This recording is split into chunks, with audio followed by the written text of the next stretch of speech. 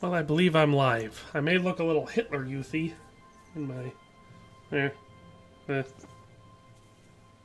looks weird. Not much I can do about that. But we're playing Kingdom Come Deliverance today, so let's just do all the regular checks. Hey, look at that. We got a Discord notification. Actually, quicker than I got the YouTube notification today. So, YouTube says we're live. Look at that. Can it be trusted? Hard to say. I don't see any chats yet.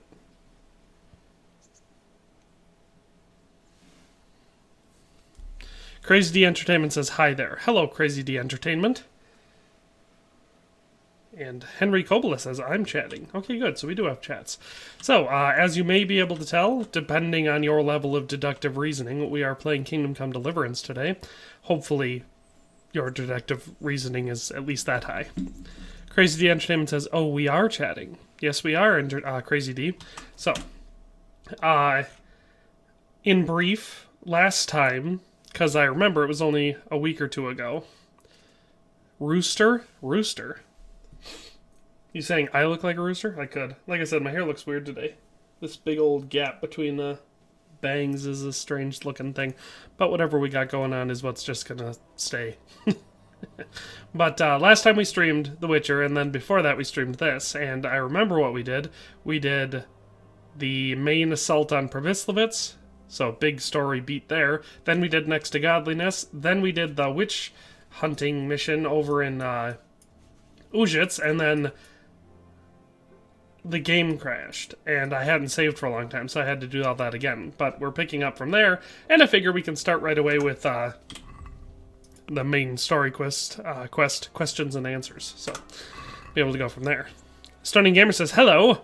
So you don't greet me no more. I just didn't see it, a Stunning Gamer. I had the chat overlay is on the left side of my screen here, and I was in the map, or menu, and it's way less visible that way because your name shows up in light green and then the text is in white, and so the green and white really blends in rather well with the background of the map. So no, I greet you. Redneck Zeus says howdy. Hello, Redneck Zeus. We got the whole well, not the whole crew. We got a couple more people like Dave Zilla that haven't showed up yet, but we're getting there. We're getting there. Not bad turnout for right away. Move my mouse over. It was pulling on me. But yeah, so I think all we have to do is go up into the hall up here and talk to Sir Radzig. I don't think it requires any special movement on our part. I think this might be the part where Sir Hanish delivers most of his really funny lines from the game. Said these hostilities wouldn't end at Previslevitz. That comes as no surprise. What has happened? The men reported 2 more attacks today. Ah, Henry. I'm glad you're here. It seems like we'll have another task for you. Come and join us. My lord, Greetings, lad. bandits raided a few remote hamlets, but that's the least of our worries. They also attacked Merhoyed. Oh yeah, Merhoyed. The horse thing. Matthias is working there. They attacked right after the battle. How would you know that Matthias is working there? I've done like zero exploration, like in side missions outside of what you've seen here in the streams. I haven't been doing anything. Ben Smith is here and he says hello. Hello, Ben Smith. He's wounded. We can still interrogate him.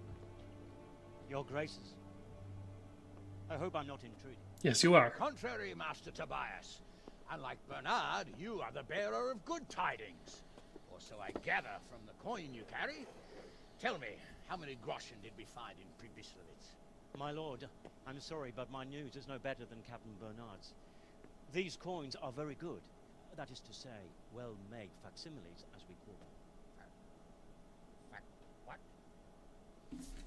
I don't give a fuck what you call them. I want to know what they're fucking worth. That's just it, sir. They're worth nothing. You saying what I think you're saying, Master Tobias? This here... Crazy D Entertainment says, so I started Peaky Blinders and I'm addicted. Plated with silver. Like I said, I haven't seen it yet, but it looks good and I plan to watch it eventually. I have, since the last stream, I have finished Season 1 of House of the Dragon, and I quite liked it. And I've started watching Dark Matter now, because I got all 3 of the seasons for it, the digital copies, so I'm through Season 1 of Dark Matter. It's pretty good. especially to make such plausible forgeries. It's got its problems, like most mid-tier to low-tier as far as budget sci-fi goes, but They could, but then again, the silver mines are nearby. definitely not a Stoning Gamer says, so I played GTA role-playing. Yes? Did you? Do you like it? Did you get banned? I heard that everyone playing GTA Online right now is getting banned. Well, gentlemen, it's clear what we have to do. Interrogate that captain. Lexi1397 pops in and says, don't forget to like the stream. She's right. You gotta click to make sure that like button is working. Crazy D Entertainment says, hi there, Lawbringer. I doubt it, sir. I played as a neighborhood watch officer and did bad cop work. That's good. Well, lad, You were playing like on a dedicated role-playing server, or you were just role-playing in GTA Online? prove your worth as an Which one? investigator. One of them is certainly a lot more fun than the other. Go to Merhoyed and question that captive. Find out where those brigands are hiding, how many there are, and what they're planning. And while you're at it, see if you can Simon find C clues says, to where this counterfeit coin is Chill coming from. W Cat. I will, sir. Good luck. I assume that's a emoticon. Come report to me as soon as you know. Stunning Gamer says it was the RP server. have to look at So, it I've nearby. seen some videos for the role-playing servers on Grand Theft Auto Online, namely from Modest Pelican, and it looks fun. Like I said, I've never had the opportunity to try one, but they look like they're enjoyable. See that sick jump? I just jumped clean over that guy.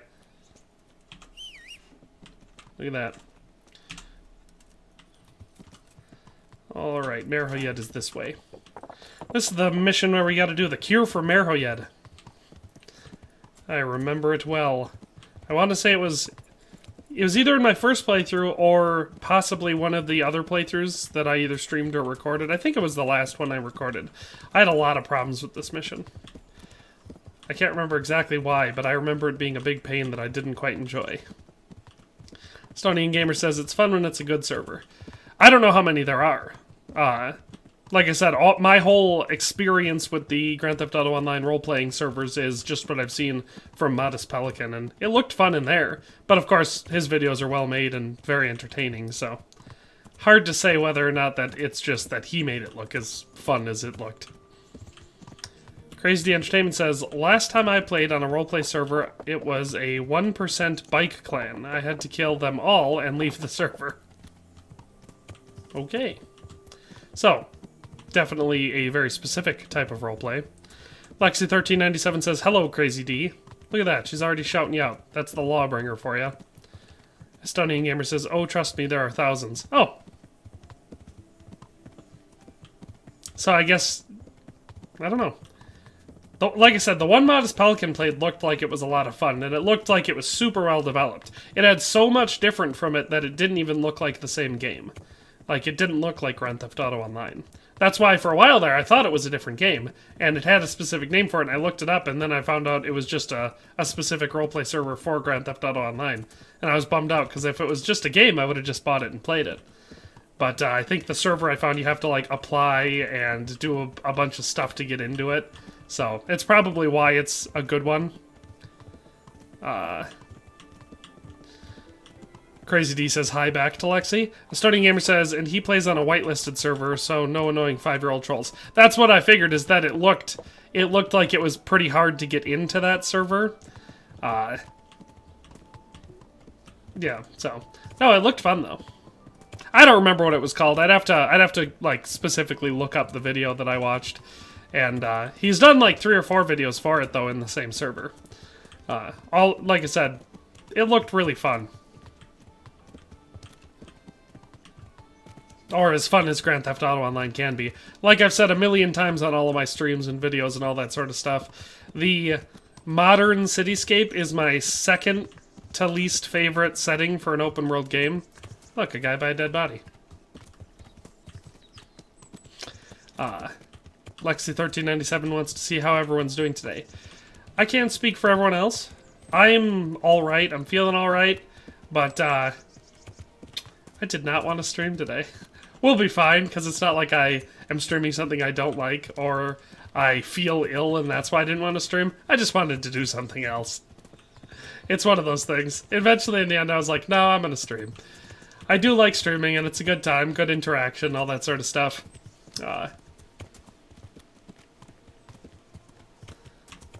There are some like no pixel where you have to get whitelisted. I think no pixel might have been what it was called. That sounds familiar. So, that could be it. Dang, what did I... Oh, speaking of which, speaking of games, did everyone see my video from yesterday? I made a game about, what's the game called now? Gloria Victus. It's a open world medieval MMORPG. I had seen it a year or two ago on Steam and I had wishlisted it, but it was, like an early access game that looked like it was still in a really rough shape, so I was like, I'm gonna leave it alone. I got contacted by the developers for it, maybe not quite a week ago, and they let me know that they're going to be releasing the 1.0 version of the game finally on February 7th, and they gave me some free copies to give away and everything, so I made a video on it, and I put up a channel members only poll, or not poll, but channel members only post, and if you want to win one of those copies, all you have to do is go to that post and say, hey, I'd like a copy, and then I'll randomly draw two of the people that enter into it, and two of them will win free Steam copies of Gloria Victus. So, if anyone wants to do that. Stunning Gamer says he did not see that vid. Someone said something about inventory. There are some like no pixel is hardcore servers, so like a money thing in inventory. Yeah, it looked hardcore. Apparently my character is most of the way drunk. I should say Henry, not my character. He has a name. I think this is the guy I have to talk to, maybe. Melakar, yeah. Pretty sure that is the guy I was looking for. I need to speak with the prisoner. I didn't see that vid. Yeah, like I said, I posted it yesterday. I posted 2 videos yesterday. One at 10 in the morning and then one at noon. It was the noon video where I covered Gloria Victus. Yeah, if you're interested, check it out. It's not a very long video, but I kind of just show some of the stuff and I talk about the game. I actually quite like it. I've been playing it a decent amount over the last week or so. I've been enjoying it so far. No news has reached Rattay of any disease here. But I'm here now, and I can help. Lexi1397 says, I want to go on a trip. What kind of trip? Eking85 says, hi, good morning. Hello, Eking85. Simon C says, are you going farm levels? Am I going to farm levels in this stream? No, probably not. We've been kind of on and off farming throughout the whole series so far of live streams, so my levels are high enough for what we've been doing so far. Very well. I'll go to the monastery. Eking85 says, long time don't see. How you been doing? I've been doing good. And it must be a long time because I'm struggling to remember you. What's the last stream you watched? If I have to go to the monastery, I need to know as much as possible about the disease. I'll definitely need to know its symptoms. Stony Gamer says there's another YouTube focus server called Pro Gamer Network where it's like a free roam, no inventory, and you do like me hands a $1 bill. Oh. Lexi1397 says I'm great, just dreaming of going on a trip now. What trip? I'll make the rounds. Alright, so we have to talk to the people who are sick so we can find out their symptoms. There we go, there's a cross on the door. It's a locked door. This one's open. And then we can go to the monastery. No. I really like being drunk for this. This really adds to the experience. So apparently I can't talk to anyone in this one. A trip? Would that happen to be your favorite rocket ship blasting through the sky? Isn't that zooming through the sky?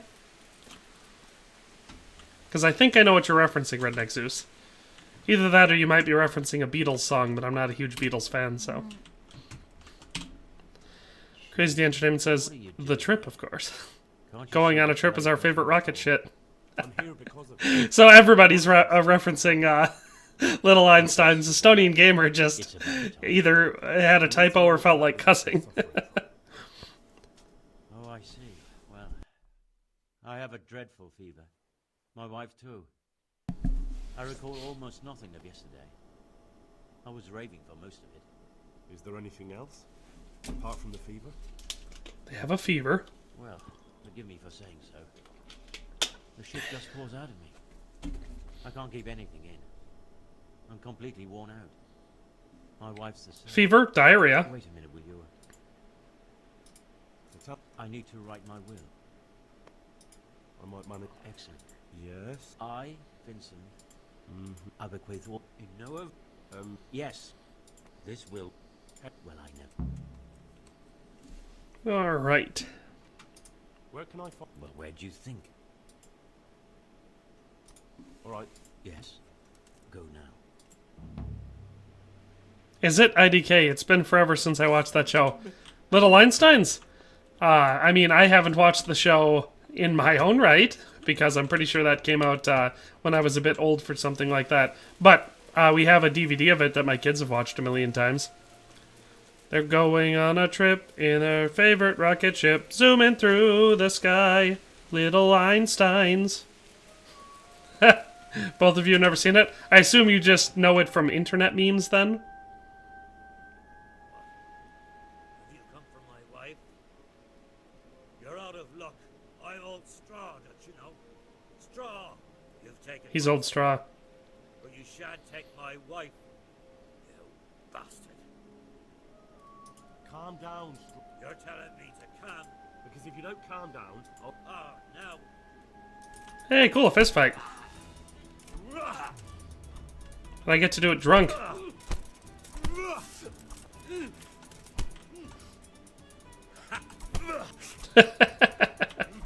Lexi1397 says, I want to go to... Ah, dang. Want to go to Wyoming for a couple of days and get a really nice hotel with a jacuzzi in my room. I want to relax and admire nature. From a jacuzzi in your room. Stony Gamer says, marry his wife. Okay. Jonas Golden Dick says, Dexter was my little Einstein. That's different. Simon C says, you are going to play the DLC for Amour of Soul. I don't know what that is. I don't know what you're talking about. Oh, Jonas Golden Dick says Dexter's Lab, not the Murder and Cop Show. See, when you said Dexter, I thought of the guy who kills serial killers. Was immediately my thought. Which I've never seen. I've actually never seen Dexter. I have seen Dexter's Laboratory, though. I watched it when I was little. Quite to the tot, in fact. Who are you? Can't you see we have the plague cross on the door? Oh, Armor of Zool is what you're saying, Simon C. Yeah, the Band of Bastards DLC. Any moment now I could start playing any of the DLCs. I'm probably a high enough level and progressed far enough into the story to start doing the Band of Bastards DLC, the Amorous Adventures DLC.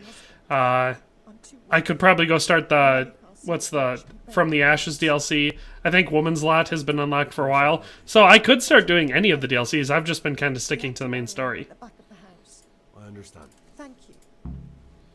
I gotta go dig a grave. It's too cold, LOL. Too cold for what? Enjoying nature from a jacuzzi? Lexi1397 says, Dexter's Laboratory was my favorite show as a kid. Crazy Entertainment says, after watching Dexter as an adult, I feel Dee Dee was the true genius. I also feel Dexter never got out of his computer. I haven't watched it as an adult, so I don't know. I was gonna say, I thought I had kept a shovel on me. Estonian Gamer says, I played as a neighborhood watch officer whose name was Sergeant Major. Was it spelled incorrectly, just like that? Because Sergeant is S-E-R-G-E-A-N-T.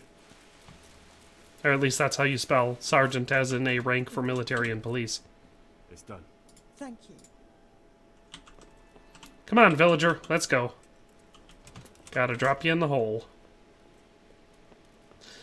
I mean, it depends what you're wearing. It's too cold to observe nature naked, or in your skivvies, but, or skivvies, I'm not exactly sure what the expression is, but, it's not too cold to observe nature wrapped up in thermal long underwear. He meant Sargento. Ah, the cheese. I get it. So you were Sargento Major. Will you please tell... Certainly, my husband. Anything else? He had great pains in his belly. Pains in the belly, diarrhea, fever. Skivvy? I thought it was skivvy, like in your skivvies. But you know, you never know until you know. Hello, I'm Sergeant Major. Oh, I get it. Your first name was Sergeant Sargent, but your rank was still Yes, it's me. SE. Okay. No, I didn't mean Sargenero. Sargenro. You're getting a lot of typos today, Estonian Gamer. That guy is clearly hallucinating. That's closed. Alright, let us go to Sasau. There you are, horsey. Wait. We are up here in Mecherjed.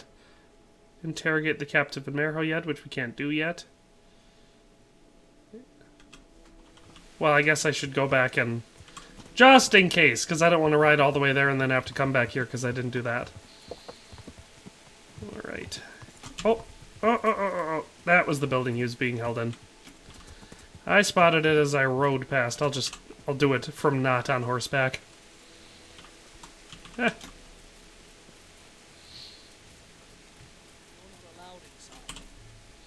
Gotta get the watchman to let me in. I need to talk to that captain. Sorry. But I'm so... I don't care if you're the Pope's emperor. I can't let Cheese. Yes, Crazy D Entertainment. Cheese. Simon C says, I wish Kingdom Come Deliverance had more save space. I mean, it's got, I've never run out of, like, What's happening? room for saves. I just want to have all the information. I actually know all of this stuff.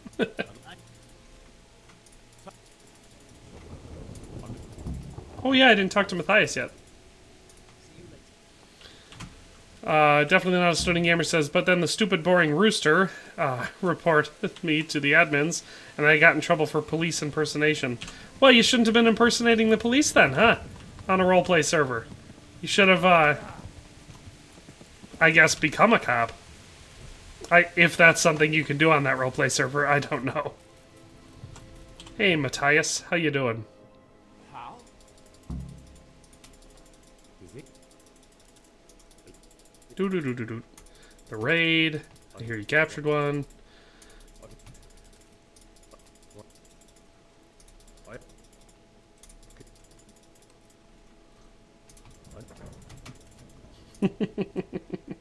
I like just flying through it. Say, I already know all of the symptoms. There we go. I already beat up Straw. I already talked to Melikar.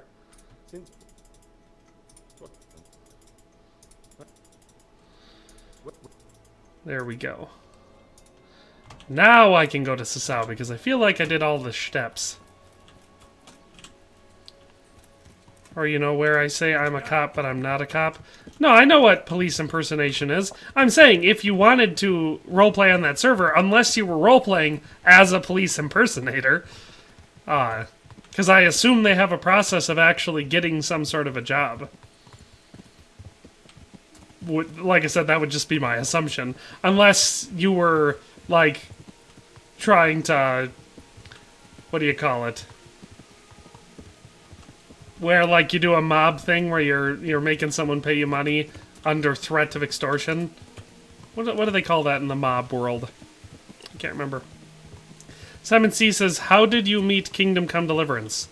Me? I saw it when it was, like, the Kickstarter campaign was launched. And I followed it from there because it was billed as Dungeons and No Dragons, so a medieval open-world RPG without a bunch of magic and stupid mythical creatures. I was huge into that, because that is my ideal setting for a video game. I don't hate fantasy games, but if you give me like a historically accurate or historically authentic open-world game, I'll take that over a fantasy game any day. Magic doesn't do it for me nearly as much. So, Stunning Gamer says, I was a neighborhood watch officer, wore no police clothes, only a utility belt and a body cam and a radio. I didn't say I was a police officer, I drove an ex-police Ford Shyster Greenwood. So it kind of sounds like you were role-playing as, like, a mall cop that wants people to think he's a cop. I mean, the only way I would say you have a good defense against being banned for police impersonation was if you stated flat out at the beginning of every single interaction that, you know, I am so-and-so and I am part of the neighborhood watch, you know? Because if you don't identify yourself as something other than the police, but your appearance gives an appearance of the police, people are going to think that you were trying to give the appearance of being police. Would be what I would say. Lexi1397 says, I don't really like fantasy games either. Like I said, it's not that I don't like them, because, like, I love the Elder Scrolls games. I love The Witcher. Like, I do like fantasy games. Oops. I have to talk to, not him. I have to talk to the lady. There she is. There she blows, Johanka. Stoning Gamer says, it had no things hinting at the fact I was a cop, other than the 069 on the room, and it had a rampar. I'm a sheriff, fellow. Boop, boop, boop. There we go. Now we talk to Brother Nicodemus, who has the same name as me, so he's a pretty cool guy. Some kind of yes. No.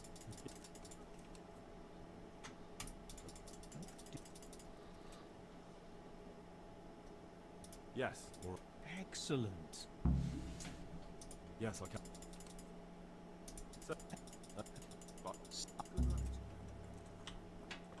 Objective failed. Fleas and warts. That might be the wrong one.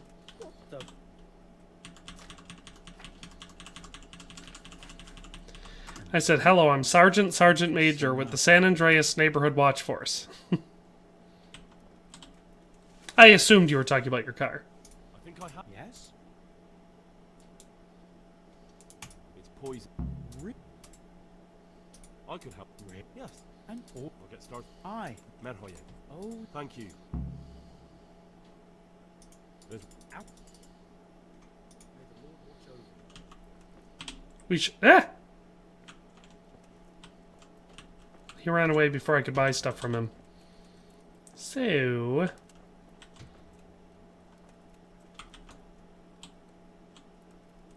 hopefully that other brother doesn't turn around and see me doing this.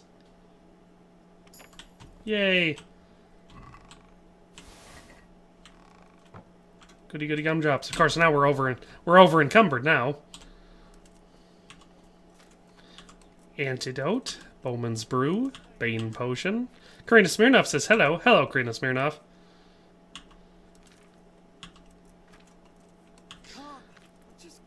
Hair of the Dog, Cockerel, Savior Schnaps, Marigold Decoction, Lazarus Potion, Moonshine. Come on, Cure for Merhoyed. Or whatever it's called. It's called something along those lines. Merhoyed Remedy. Dang, I can't auto-brew it. So we need water, charcoal, valerian, and thistle. Okay. Q. That's not what I wanted. Please, same page. Good. Oh, I can't prepare it because I don't have the stuff for it. Wonder what I'm missing. Well, I need charcoal, valerian, and thistle. I'll just check my inventory. Well, I don't have charcoal. Dang. You'd have thought that would have existed in here. Well, I'll put all this crap back so I'm not over encumbered.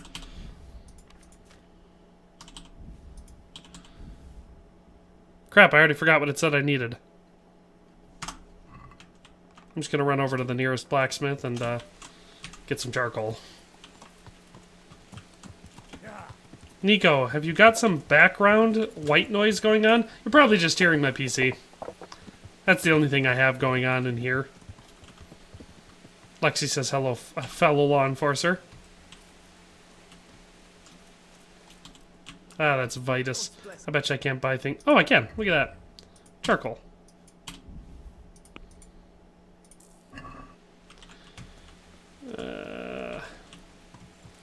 Karina wants to know how's everyone's day today. I'm doing alright. Ohio isn't a bad thing. You should recognize the willpower of Ohio. Embrace Ohio. I don't understand marigold, thistle, and charcoal. Yeah. Yeah. We should have the stuff we need now. I just got to get all the way back to that page. On the bright side, the fact that I didn't have the correct ingredients means that possibly I can auto-brew it. Because I remember at the beginning of the game, I went through and brewed as many potions as I could. A, to get my level up, so I could get to auto-brew, and B, so I could auto-brew things. So I don't have to sit here and do it all by hand. There, I did remedy. Look at that, we can.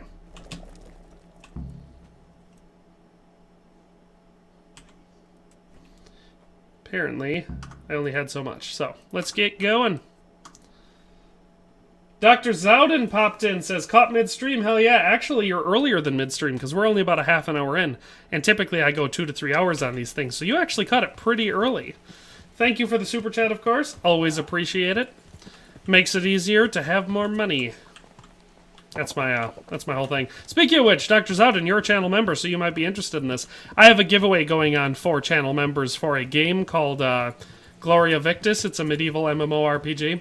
And great news for you. Like I said, only channel members are able to participate. So if anybody else wants to participate, all you have to do is become a channel member. But if you are a channel member, you just go to my community tab. There will be a members-only post on there that basically just has some information about the giveaway. All you have to do is comment on there, I want it, and then I will do a drawing on February 7th, which is the day that the full release for that game comes out, and I will be giving away 2 Steam codes for the game. So I made a video about it yesterday, if you don't know much about the video. Oh, that's Johanka, that's funny. She could have ridden with me. So anybody that wants to can check out that video. I released it yesterday, but yeah.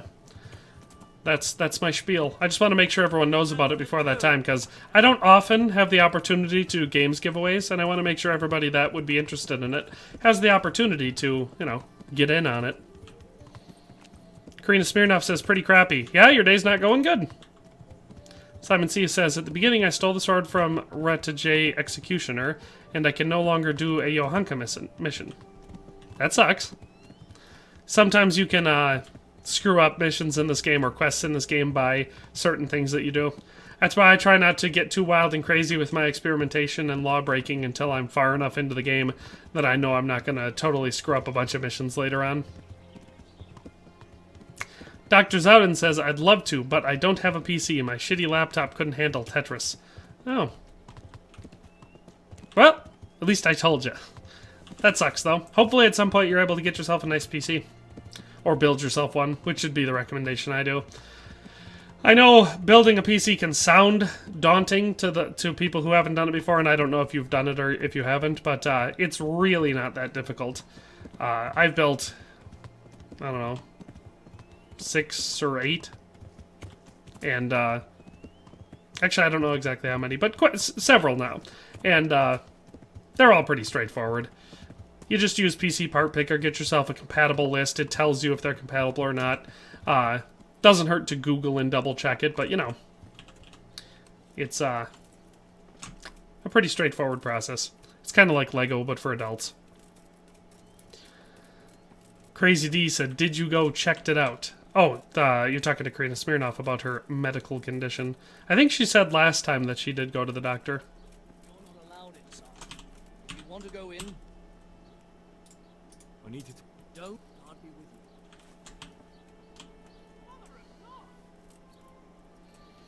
Are you in? Well. Just look. Well.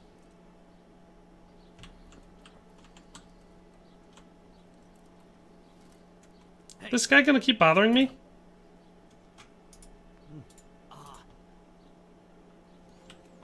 I guess I have to go heal everyone else first.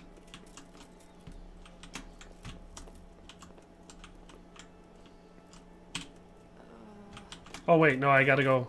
I think I might have to talk to Nicodemus? I'm not sure. What else do we got? I'd love to, but I don't... Oh, no, you already said that.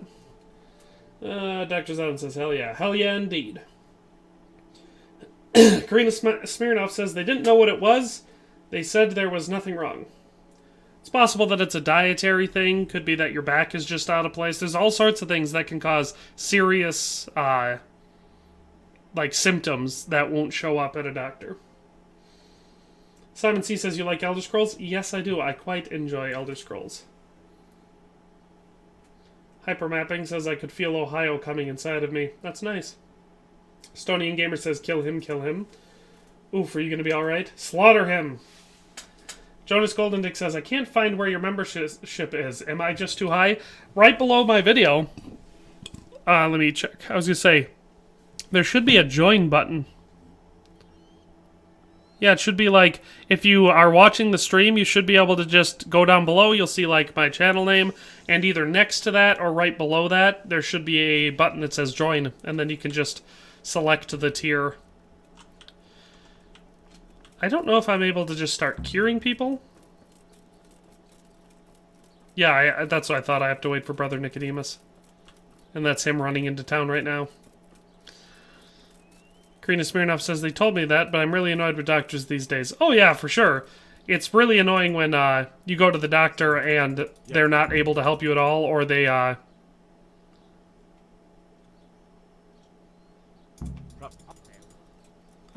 Anyway. What was I saying? Oh yeah, like, you'll go in there, and unless you specifically have, like, a list of things that you are sure about, and you force them to actually do tests and check things, they just won't. They'll, like, take your blood pressure, and they'll be like, I don't know, you seem fine. Yes, yes. Is this Let me know when you start dying, you know.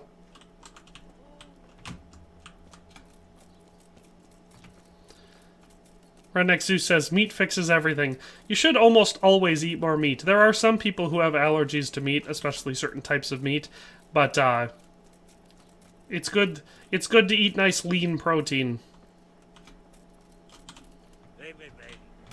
Straw doesn't want me to help him.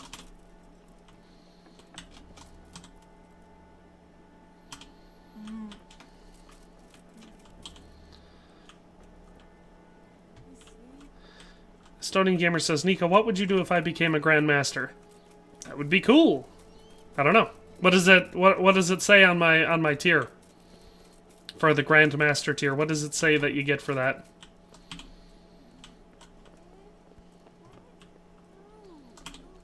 There's Johanka. It's not letting me do anything. Here, let me check out. Once I go to Merhoyed, I went to see my friend. Okay, blah, blah, blah. I'm to interrogate the bandit who was captured during the raid on Merhoyed. Rennick Zeus says, drinking lots of water. Yes, that's another great tip. Along with meat, you do want to consume plenty of water. Staying hydrated is a huge part of being and feeling healthy. Did that guy finally leave? Oh, good.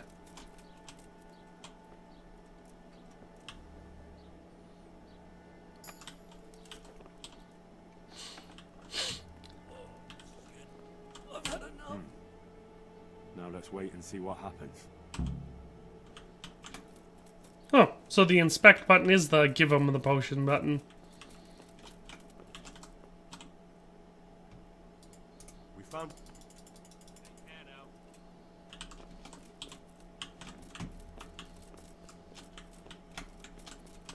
Well, I inspected that one lady. And I inspected the prisoner. I guess I could go see if Matthias wants a remedy yet. What else did you say? It costs $50 and it says discounted merch. That's fair. Don't have any merch. Matthias isn't dead, is he? No, yeah, he's just being unresponsive.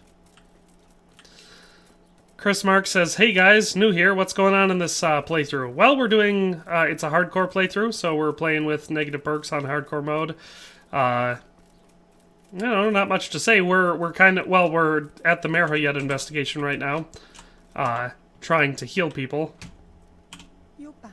Yes. Good lord. Drink this. Thank you. There we go. We were able to help her. See, we're helping a couple people. It's just always hard for me to remember, like, which people you actually have to go to help save them. And I don't like waiting, because if you wait, everyone just dies. Speaking of merch, if I were to launch merch, what would you guys be most interested in? Typically, the big thing I do for, like, channel members, other than giving people the opportunity to kind of control content, you know, by channel member polls and stuff like that. I do giveaways just for channel members, or I'll do, if I do a open to the public giveaway, you get extra entries for being a channel member sometimes. I've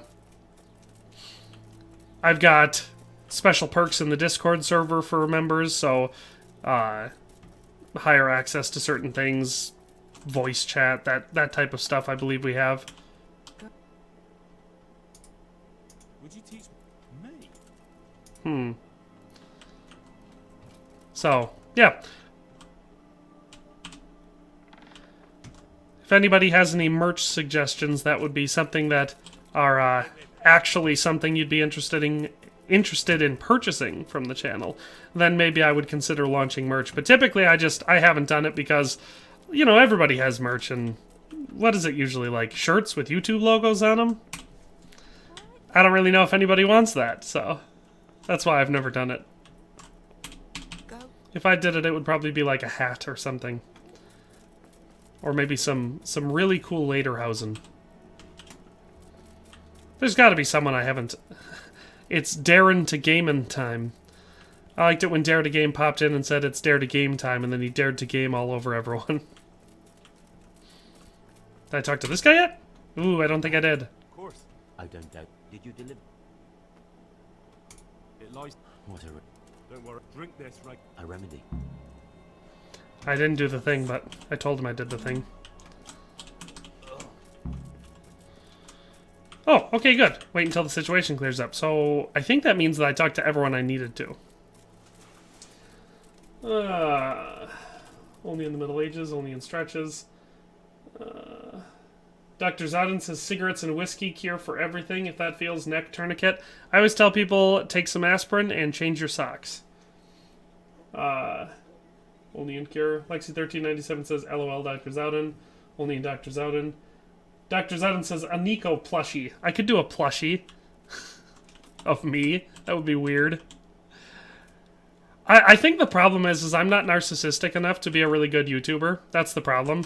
Because, like, I don't like plugging all my social media stuff. I don't like pushing memberships, so I almost never do. I don't like seeing myself on things, so I don't think I'll probably ever do any serious type of YouTuber merchandising or anything like that. That's, like I said, I cripple myself on YouTube through all of those things. I don't even like reminding people to subscribe, you know? That's why you'll notice if you watch my videos enough, I just have an outro clip where I've got it all, because if I don't have it in the outro clip, I won't ever say it in the video. I have to specifically, like, remind myself, hey, if you don't remind people to subscribe, they won't. You know, because, A, some people will be like, this type of content, you don't need to subscribe or whatever. And other people just, they'll watch content forever, and so then it'll just keep getting recommended to them, but they'll, you know, they won't know that they weren't actually subscribed. So I know that it's effective to remind people to do it, I just don't like doing it because it's annoying. Well, I've probably picked enough nettles. Now we have to just wait, and so I assume we'll wait a full day. Ooh boy, I'm gonna be tired and hungry by the time that's done. Karina Smirnov says, "Hey Nico, you passed 63k subs. Awesome. I knew we were getting there. I'm so used to it on my channel. I'll have like a couple weeks where I'm gaining a lot of subs, you know, it's going up fast, and then I'll slow way down to like 20 to 50 subs a day, and then, you know, it'll speed way up again and slow way back down again, so I'm always happy that it's almost always positive growth. I've never gone through a period of loss on the channel. And I think that's just because I keep up consistent. I do the same stuff all the time. If you subscribe to my channel for the type of content I produce, you should probably never ever run into a time where you're suddenly disappointed with the type of content I produce. Because it stays the same, and in both, you know, frequency and hopefully quality. Welcome back to the land of the living. Hypermapping, are you annoying people on purpose? Because apparently you're annoying people. If you're doing it on purpose, you're not going to make it very long before the law bans you. The law does drop the ban hammer quite freely. Look at all that skipping we did. How did you... What?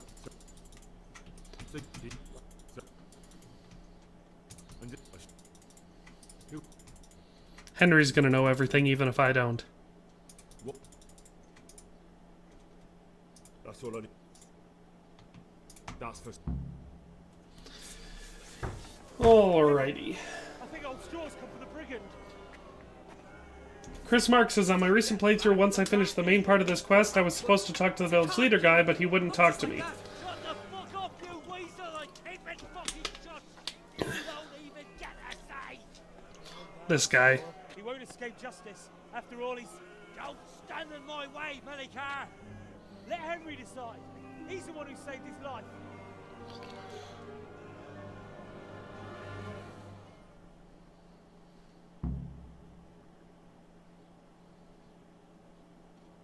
He's coming with me. He's Sir Radzig's prisoner, and only Sir Radzig has the right to decide... Look how dirty Henry is. I don't give a fuck about you, or Sir Radzig fucking Kobyla! That bastard killed my boy, and I'm gonna kill him! You'll have to deal with me first.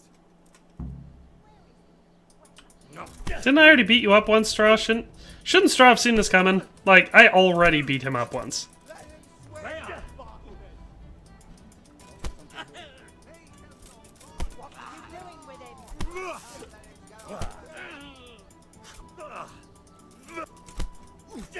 Come on. You little punk. Haha, look at that dodge. I'm running out of stamina, though. Probably at least part of that is because I'm, my character is hungry. Why are all these people just standing around in the way? You think they'd, like, make the square? Alright. Hey, what the hell do you think you're doing? If you don't clear off quick, Woohoo! Alrighty. Karina Smirnoff could put him in a timeout. Sir Dave Zilla says, sorry I'm late. The Scourge has scourged himself. Well, Dave Zilla, that's okay, because you're late, but you're not too late, because we got plenty of stream left.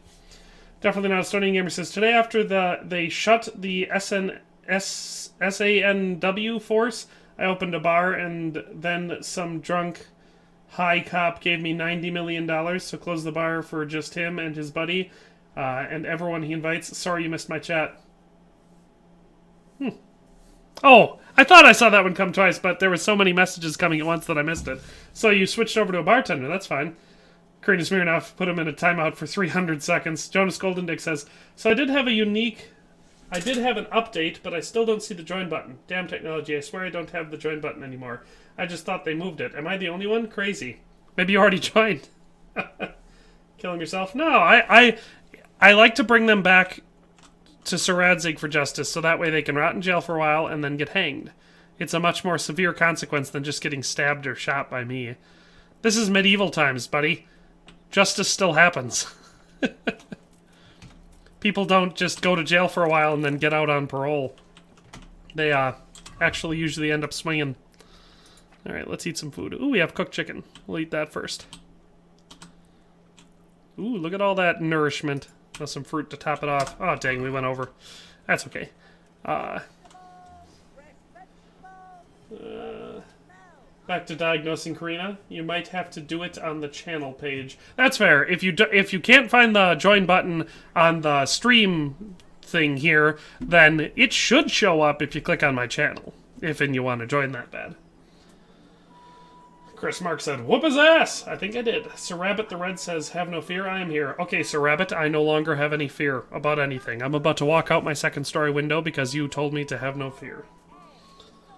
Lexi1397 says, my cat just spilt a bunch of milk and now is frantically licking it up. And everyone else is just greeting Sir Rabbit the Red. Oh, that's map. That's not what I wanted. I wanted to see what I need to do for my quest. Report to Sir Radzig. So, where is Sir Radzig?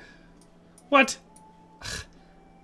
Why would it have me bring him, the prisoner, here if Sir Radzig isn't here? That's just annoying. That's annoying. Simon C says, cheese! That's what we did to the guy we were fighting. Karina Smirnoff says, Simon said cheese. Stunning Gamer says, but let him rot for 60 days and, you know, gut drag and quarter him. I think that's what it's called. I don't remember. If you mean like the disemboweling that they would do, it's in the movie Braveheart. where they disembowel. Yeah, that would be painful. I don't know that I'd want to have that done to me. But that's what I'm saying. Bringing the prisoners into Sir Radzig is the most severe punishment you can do. Because you know this guy was caught in the attack, slaughtering villagers, killing horses, you know, all sorts of stuff to sabotage Sir Radzig. You know Radzig's not going to let him out. He's going to be executed. He's probably going to be tortured first. So it's the obvious choice to bring him in, as opposed to letting the mob justice kill him or you kill him. Plus, that way you're doing your duty. Lexi1397 says, that sounds like he was hunting deer. LOL, gut dragging quarter him. It does. It does kind of sound like a deer hunting stuff. Crazy D Entertainment says, ooh, okay, for those headaches, Law, I highly recommend a hot rag on the eyes and back of neck. Boost your vitamin intake, banana, orange juice, water, and relaxed breathing. That's true. I know for me, the vast majority of my headaches are hypertension headaches, and they come from my neck being sore, but that's because I broke my neck. And so my neck is just always sore. So if I sleep on it just wrong, it'll give me a really, really bad neck and headache for usually at least a day, sometimes up to 3 or 4 days. So that's just something I have to live with, because you can't undo the damage from a broken neck. That damage goes down to the nerves, and it stays there pretty much forever. That being said, I started treating... So, one of the ways to get rid of constant migraines, so if you're someone that has problems with migraines, one of the best drugs to cure that is caffeine. But then you swap over because your body gets used to the caffeine, and if you stop drinking anything with caffeine in it, like you don't dose yourself regularly enough, then you actually start to have withdrawal symptoms, and you'll get a caffeine headache, which isn't as severe as a migraine, so I think it's a good trade-off anyway. But I used to get migraines all the time after I broke my neck. Pinched nerves and such, you know. So that's why you'll pretty much always see me drinking stuff with caffeine in it, because I'd rather keep myself all caffeinated up. And it doesn't affect me energy-wise, you know. But I'd rather keep myself caffeinated up, at least to the degree that keeps away the migraines. And then occasionally have a caffeine headache if I don't get enough caffeine in a day. So, but yeah, the other day I had, I went to Mass. Well, so I went to Mass twice this weekend. Because I was singing both times. And on Saturday night, it was fine. And then on Sunday, I went and I wasn't feeling good. I was a little queasy in the morning. I thought maybe it was what I had eaten the night before, because I had some walleye Florentine at my favorite supper club here in town. And it was really, really good, but you know, sometimes when you try something new, you get sick from it. And so I thought it was maybe that. I had a little stomach ache, and I had a bit of a headache popping in the left side of my head, so I took some Excedrin and I went to Mass. I got there, it was going okay for practice and all that sort of stuff, and then I went into the bathroom to blow my nose, and someone must have sprayed a whole bunch of air freshener in there, because the smell immediately made me throw up like 8 times. So after that happened, I was fine for the rest of Mass, but that's the first migraine I've had in quite a while. I didn't know it was a migraine until the smell sensitivity. That's what gives it away for me. Because all the other headaches I have aren't like that. It's specifically migraines where if I smell anything too strong, especially if it's got like an artificial fruity smell, it'll immediately make me throw up. So.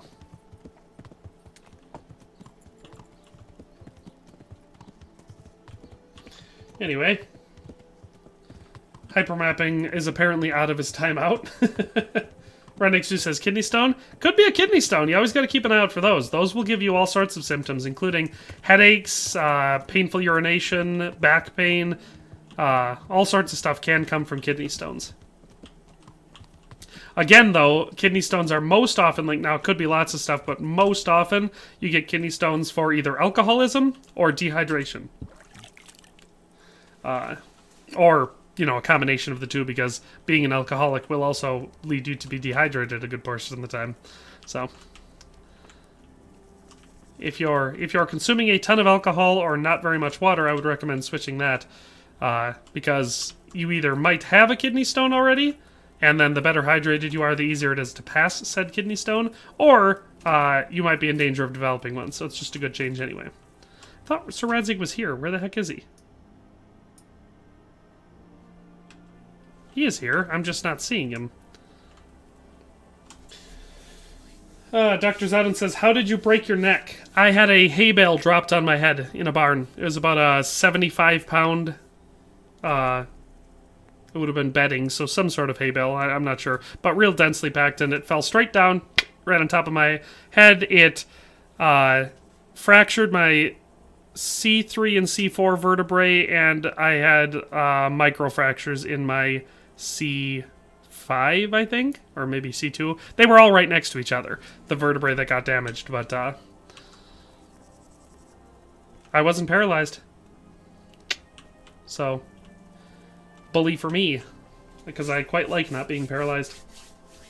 David Peterson says, hung, drawn, and quartered. Slow hung until almost dead, intestines drawn out, and then pulled apart by 4 horses into 4 parts. We talking about William Wallace from Braveheart? Because I know that's what happened to him in there. Karina Smirnoff says, I did not know that, Nico. Caffeine? I stopped drinking my tea before these headaches started. Caffeine is, if you're used to drinking coffee or tea or like soda with caffeine in it, and you've done that for a long time and then you stop, you will get headaches that won't go away for anything else. It takes literally weeks to get caffeine out of your system to the point where you will no longer be dependent on it to prevent you from getting headaches. That's the problem with caffeine, is that once you're on it, like I said, it depends if it's a trade-off. If you need it to stay awake, or like me, you're using it to prevent migraines, then it makes sense. But if you stop drinking or consuming your caffeine in some way, it will take a long time before the caffeine headaches stop, and nothing else will stop them. Painkillers won't stop them, eating won't stop them, taking a nap won't stop them, getting your neck adjusted won't stop them. You need caffeine, or you just need to last long enough until you've gotten all of it out of your system and your body no longer feels like it needs it. So it's unfortunate, but, you know, that's the case. I just sure cannot find Sir Radzig. That's the thing about this camp. It's, where the heck is he?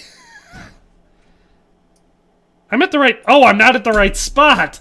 Oh, okay, I'm over in the camp. He's up over there. Yeah, I remember now. Okay. That explains things.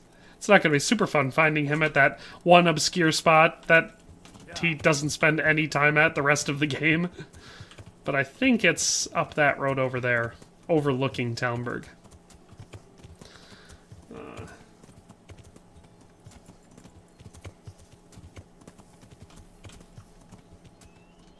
Redneck Zeus says, caffeine doesn't give me instant energy, but it ruins my sleep schedule. See, for me, I don't consume a ton of it. Like I said, it's literally just enough to make sure that I don't get migraines. So, my body is super used to that amount, so my sleep schedule is perfectly normal. You won't ever, like, it doesn't matter. I could drink a Monster energy drink. I won't, because they're disgusting and super bad for you. But I could drink one, and it won't do anything. It's not going to keep me awake. It's not going to make me jittery. That's not going to affect me. Like I said, caffeine just doesn't have a very strong effect on me, energy-wise. All of that time searching the camp. I should have just looked closer at the map. But I do know people that it's like you, where it doesn't give them some sort of an energy boost, but if they drink any caffeine at all, it'll totally throw off their sleep schedule. I've heard of that plenty. Continuous upthrowing is a fever dream. Crazy the Entertainment says, I get a headache whenever I quit doing the do. It's probably caffeine, is what I'm saying. Your body is dependent on it, and you take that away, you get caffeine headaches. Karina Smirnoff says, I'm drinking a Barks right now. Ben Smith says, coffee addiction is something I struggle with right now. 3 to 4 cups a day is too much, but 1 cup is good for you. The thing about coffee is, where do I find it? Is he here in the castle? It treats everyone differently. First of all, there's like, I think it's something like 13% of the population, coffee activates what's called the brown note, where after you drink a cup of coffee, within like, I think it's just a few minutes, you'll immediately need to take a dump. So that's an interesting thing about coffee. Another thing is, so like, I like coffee. I like the taste of it, I like the smell of it, and I like the fact that it gives me caffeine so I don't, get migraines. But it gives me ridiculously bad heartburn. Like 1 cup of coffee and I'm spitting acid all day. That's how bad it is. So I typically don't drink coffee. If I do, I have to put like a bunch of milk in it, and I don't really like milk that much, so... it's a cross. How does it look then? Michael Clark says, glad I'm not the only one with messed up neck. It's relatively common having neck problems in the United States, especially for lower to middle class type of people who do a lot of physical labor, because it's a really easy thing to injure. I've got an aunt and an uncle, my two siblings of my dad, both of them also have broken their neck. Neither one of them is paralyzed either, but you know, they suffer the same sort of neck problems for their whole life just like I do. It's apparently more common than you'd think. I know where the money's handed over.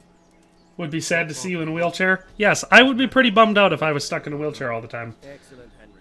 Dr. Zedden says, oof, I feel your pain. Horse broke my femur when I was 13 and I was in the hospital for a month.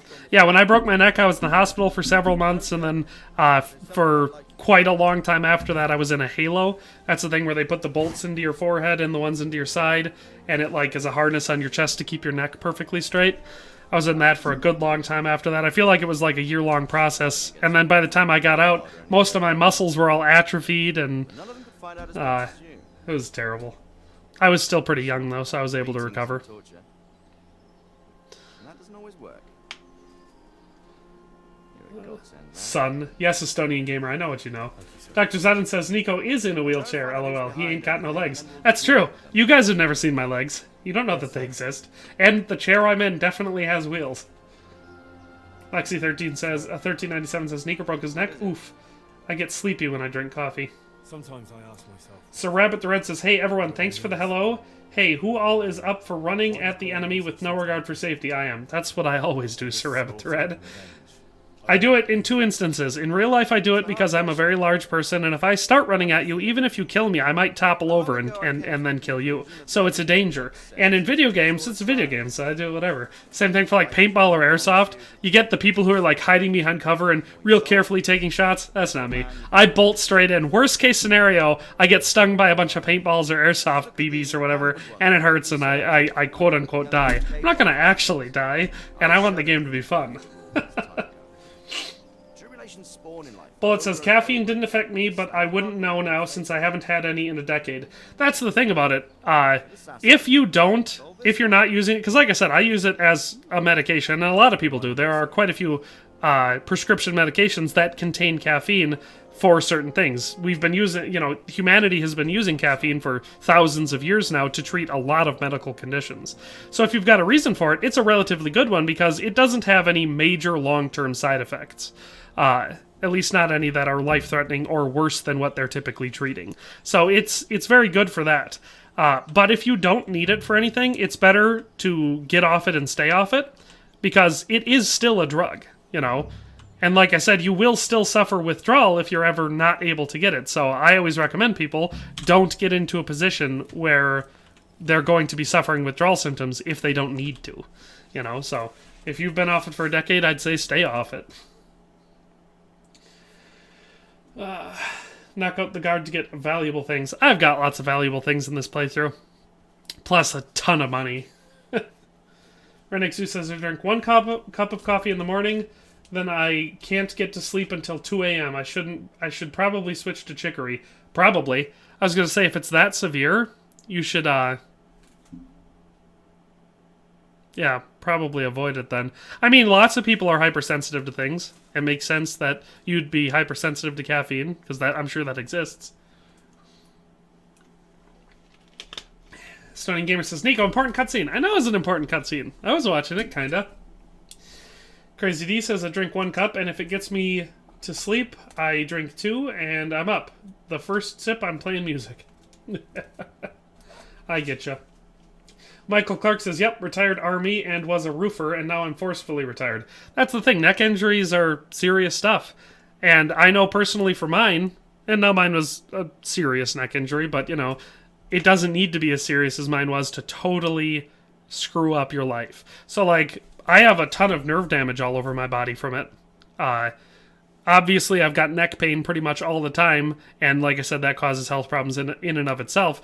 But I've also got nerve damage all over most of my arms and legs and chunks of my torso where I can't actually feel a whole lot of anything. Heat, cold, cuts, stuff like that. I won't even notice it. And so, no, I have serious health problems from breaking my neck. It's not something that I would wish on anyone. So, yeah, I can understand that, I mean, being a roofer is not a good thing to do. And as someone who has done plenty of roofs, I can know this. As someone with nerve damage and constant neck pain and all sorts of injuries like that, being a roofer is not the right job for that type of person. It's very, very dangerous normally. It's much more dangerous if you can't feel everything. Let me just put it that way. I've almost backed off roofs multiple times. Just being saved by someone else being like, you're about to walk off the edge! Or back off the edge or something like that. Because I can't feel anything. My legs will be dangling off and I won't know what's going on. But, Lexi1397 says, nonsense. I've seen him on his Outdoor Wisconsin channel. Yeah, but that could be someone else. That might not be me. That could be a twin. I might have lots of twins. You don't know. Stony Gamer says, damn it, he said good luck, son, while looking at him, and not stay safe, son, while looking off the cliff. Karina Smirnov says, I'm going to lay down. Bye, guys. See ya, Karina. Redneck Zoo says, it's not that 20% of people have the coffee brown note. Coffee is a natural diuretic, so technically everyone gets the brown note. Most people at this point are just resistant to those effects. Oh, that's fair. It could be that. I could see that as the reason why not everybody is affected like that. But, like, take someone like my dad, who I know for a fact has it because, like, that's how he gets things going in the morning. And he's been drinking shitloads of coffee his whole life. So, I assume it's not just an exposure type thing to get you used to it. It must just be real specific to the person. Zowden says, bye, Karina. Best wishes. Hope you feel better. Me too, Karina. Crazy D says, bye, get some rest, law, feel better. Sir Rabbit the Red says, I use caffeine to help with headaches too. Been doing it for 10 years. You just have to stay with it and not go overboard. That's what I'm saying. Because I've been doing it for almost 20 years now. Having to treat, constant migraines with caffeine. And it's never been a concern for me as long as, like you said, you just do it right, stick to it, and don't overdo it. So I don't consume tons and tons of caffeine to the point where it's going to have a serious health problem for me, and I try to make sure that I don't also stop doing it. Every once in a while, I'll forget about it, and I'll go a day or two without drinking anything with caffeine in it, and then I'll get a headache, and it'll take me a couple hours to realize, oh, this is a caffeine headache. That's why I can't get it to go away. And then I drink something with caffeine in it, lay down for a little bit, and then I feel better, So it is what it is. It's a relatively easy trade-off to not have migraines, because migraines are much worse. Aaron says, what perks did he pick for hardcore? Well, I think I can check those. It'll be under buffs, right? No. Skills? Combat? Stats? I thought it would be under buffs. Anyone else? We've looked at this before. I just always forget where the heck it is. Skills, combat, stats. Crap. No, I don't remember which ones I picked. Codex, maybe? Dang, I don't remember which ones I picked. I think I might have picked Insomniac, and maybe the one where if you get hit on the head, something happens to you. I can't remember. I picked a couple of them. It'll be in episode 1 of this live stream series, when I started the stream. Aaron says, Jesus Christ be praised. Indeed, Jesus Christ will be praised. Sir Rabbit the Red says, hi, Aaron, nice to see you. Wow, everyone's just greeting today. So much interaction, I love it. Dr. Zowden says, you're a horrid Wisconsinite saying you dislike the milk of the gods. Yeah, I grew up on a dairy farm, at least for the first 9-10 years of my life. And it was all you had all the time, and I probably wouldn't have been inclined to like it much anyway, but overdoing it at a young age definitely killed it for me. Like, I don't hate it. It's not like, so like if I have a bowl of cereal, I'm obviously going to put milk in it and stuff, but I don't enjoy milk. If I drink it at all, it has to be like ice cold, and I can't drink very much of it. So no, I don't like it. It's a taste thing. But yes, I know, I get that a lot. But I'm not the only one, trust me. If you come to Wisconsin or spend enough time talking to people in Wisconsin, you'll find a lot of people that have a similar story as me. They grew up on dairy farms, had milk all the time, and now they just can't stand it. So, Stony and Gamer. Aaron saying hi. He says, hello, fellow Baltic brother. Oh, Aaron, where are you from? Lexi says, how are you today? Very good, thank you. got off playing hardcore KCD with all debuffs. I did it with all the debuffs for whatever achievement I had to do it with. It was definitely annoying, especially at the beginning, but eventually you get used to it. It's a main level perk menu. Player. This one here? Oh, okay, there we go. Brittlebone, Numbskull, and Tapeworm. Those are the ones that I chose for this one. I didn't want to overdo it with it since I knew I was going to be live streaming. And there's nothing quite as annoying as... Oh, speaking of which, we should probably save. Because I know how that goes in my streams. I always go way too long without saving and then get pissed and have to quit. Is there a spot I can sleep? Hope nobody will mind if I sleep here.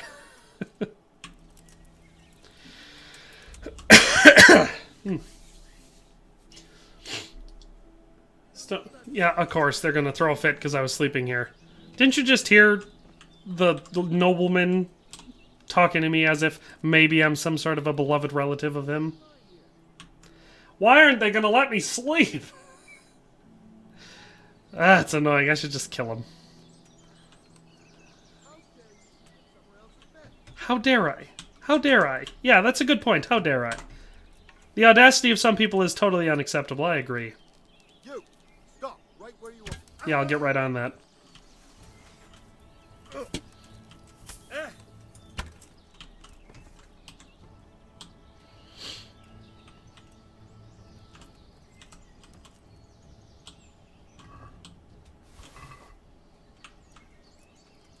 Come on, let me pick up your spiked warhammer.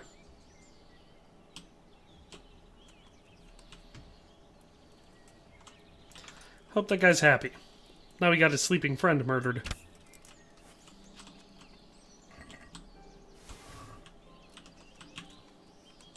I'll put all their crap in here.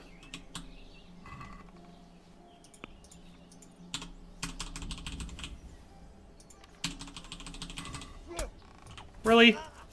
Does that seem wise? I tell ya. Video game NPCs are ridiculously loyal.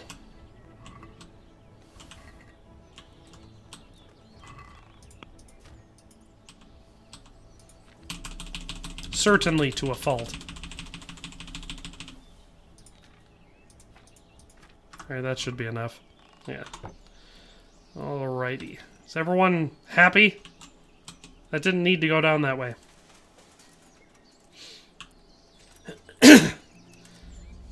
Aaron says he's Lithuanian. Oh, cool, cool.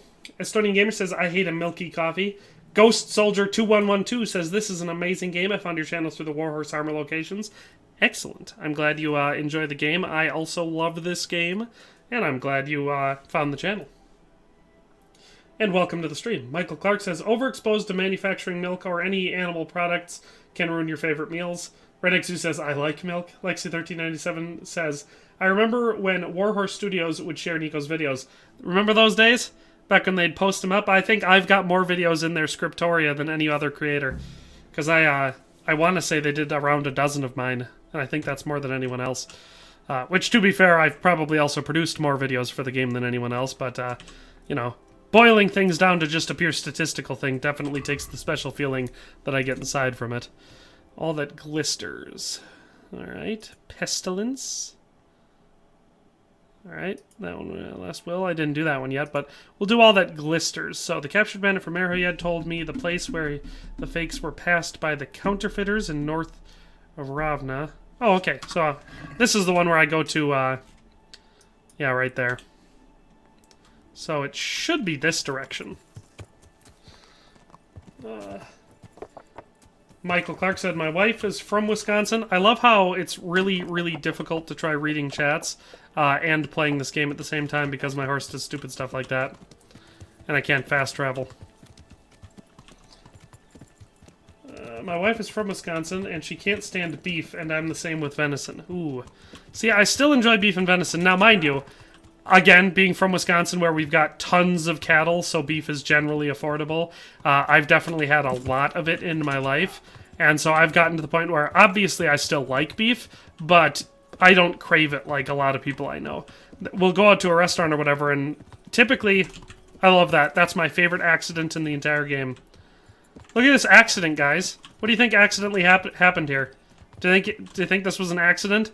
that this guy was hung over an empty grave? Whoops! How'd that happen? Oh, I love that. Warhorse Studios has a good sense of humor.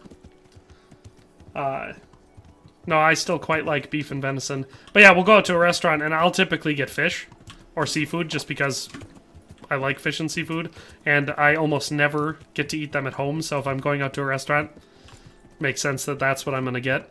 But I know people that if they want to go out to eat, they just want to eat beef because that's all they want because they never have it. And so, I get it. Crazy D says, good job, thank you. Aaron says, all perks are most fun, but Numbskull is my favorite one. Numbskull is a fun perk because, you know, you get clocked on the head a lot. Lexi says, I love venison. It has to be pressure cooked, though. It doesn't have to be pressure cooked for me. That definitely helps speed up the process of making it less gamey and more tender.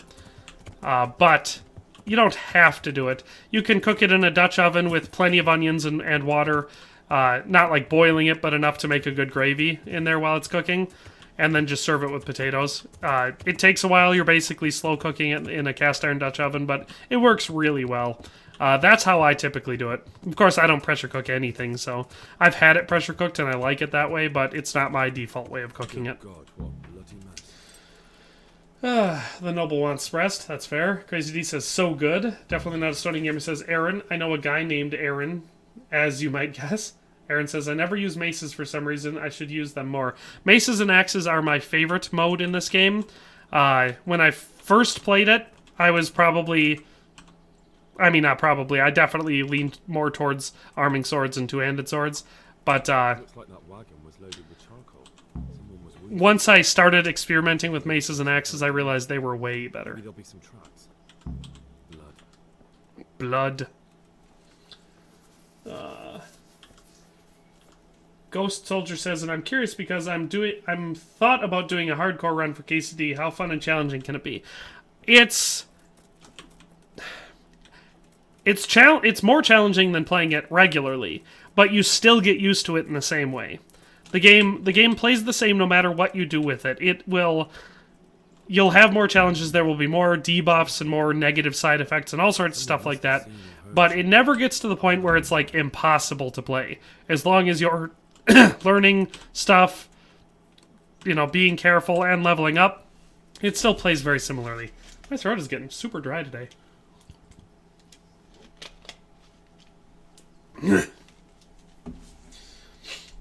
Amir Novalik says, hello to everyone from Bosnia, Sarajevo capital. Cool. Hello, Amir. Dr. Zowden says, 21 Kiloton has a hugely funny KCD survival guide. There's a lot of really funny KCD stuff out there. I quite enjoy a lot of the content I've seen for this game. Well, let's talk to this guy. I'm honored that you should come to me. Damn right you are. What happened at the crossroads? Huh? What is the difference between beef and venison? Venison comes from deer, beef comes from cows.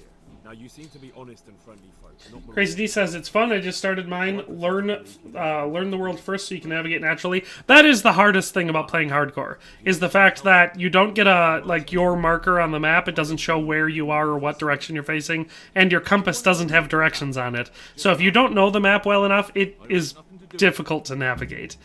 You'll get lost a lot. That's the hardest thing about hardcore.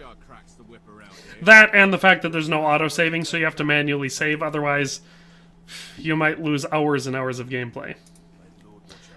Those are the two major things about playing the game on hardcore. Bailiff Mace is broken. The Bailiff's Mace is insane, but it's not broken. Only the pole arms are broken. You get yourself a Bohemian Ear Spoon, you can take out an entire army in this game, literally without breaking a sweat. It's incredibly easy. I mean, in fact, archery can be too, as long as you level it up and, you know, get yourself powerful. Is this Boria? That's just another charcoal burner. Good health to you.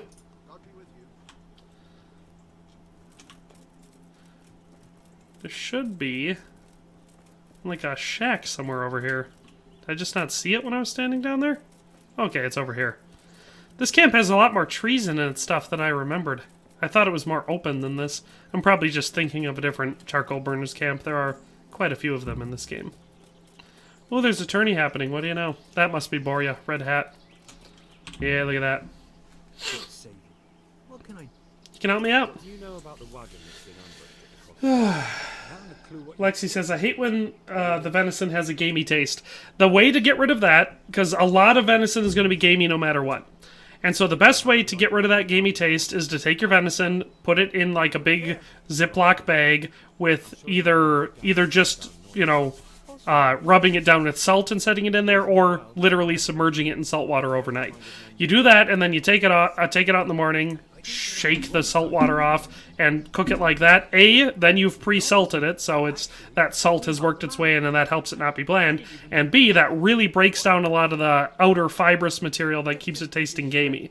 The other thing with venison is it's less broken down than beef because we haven't bred them. You know, the deer it's a much more natural meat, and so they have a thick connective tissue layer that's kind of like a pearlescent purplish color on the surface. You want to get all of that off, of the venison before cooking it, because that has a very strong gamey taste that typically ruins venison if you cook it in there. So yeah, want to always make sure that you carefully flay that off of there. Not a clue. We came a long way after. All right. Crazy D says, I'll be back. Stepping outside in the cold real quick. All right, we'll see you when you get back. Lexi says, hello to Amir. Rendex Zeus says, I like the gaminess of wild game. I can understand why some people would want to mute those flavors, that flavor profile, but I love it.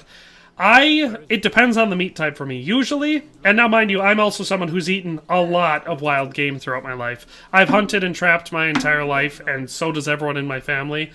I've eaten a ton of wild hare, I've eaten a ton of squirrel, I've eaten, obviously, tons of venison, I've eaten plenty of bear, I've eaten elk, caribou, red deer, moose, you know, I've eaten a lot of game meat, so I'm very used to it, so it doesn't bother me that much. I can eat it and be perfectly fine.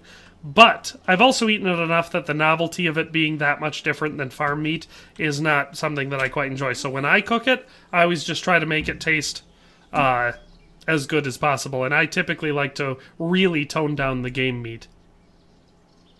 Or the gamey taste. Do as I say, and you might walk out of here alive. Ghost Soldier says, I love the meme shorts of Henry slaughtering a village or an entire bandit camp, then the famous line, oh man, I'm really hungry. I feel quite hungry. Yeah, me too.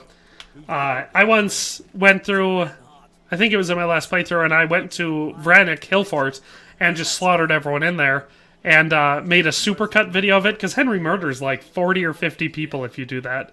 And then it's just like totally normal. He's a good guy though, you know? It's what do you call that? The video game protagonist syndrome, where you can play a good character who tries to do good things, and he talks like a good guy, and he's concerned for people, but he also just slaughters dozens, if not hundreds of people. So it's like there's a cognitive dissonance between that. Now with Henry, you're killing bandits and humans. It's not like you can go slaughter innocent people, but that's not the design of the game.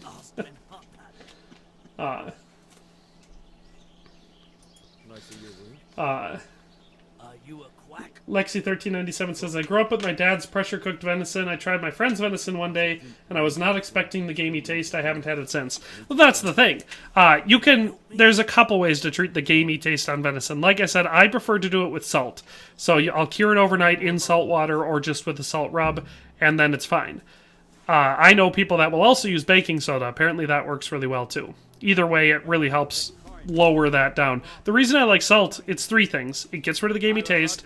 You pre-salt, which is great because that way you can, it helps make your meat more flavorful and delicious when you cook it. It also helps to tenderize it and break down the outer tissues enough that it's not chewy, Lexi1397 says, I don't like duck.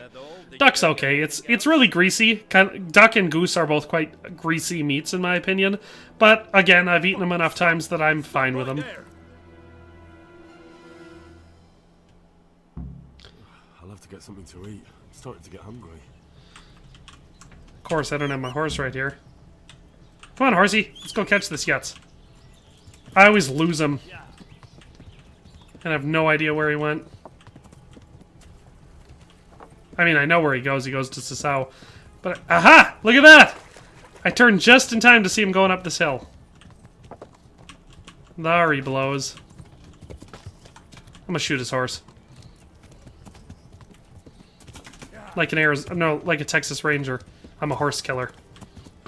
I almost said Arizona Ranger.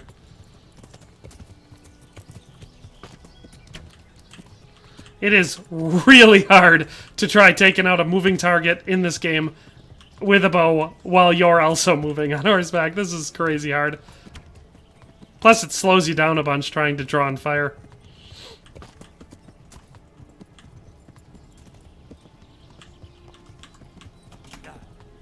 Yeah.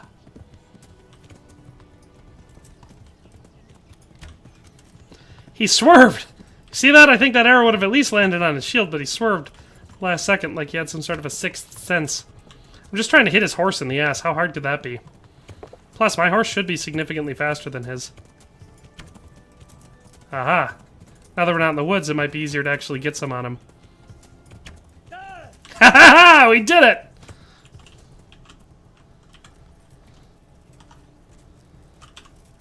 He seems a bit... Whoa, what happened? You see that initial... We not only got a master strike on him right away, but then we were able to clobber him right on the head. Haha! Suck on that. Can I take his stuff right away?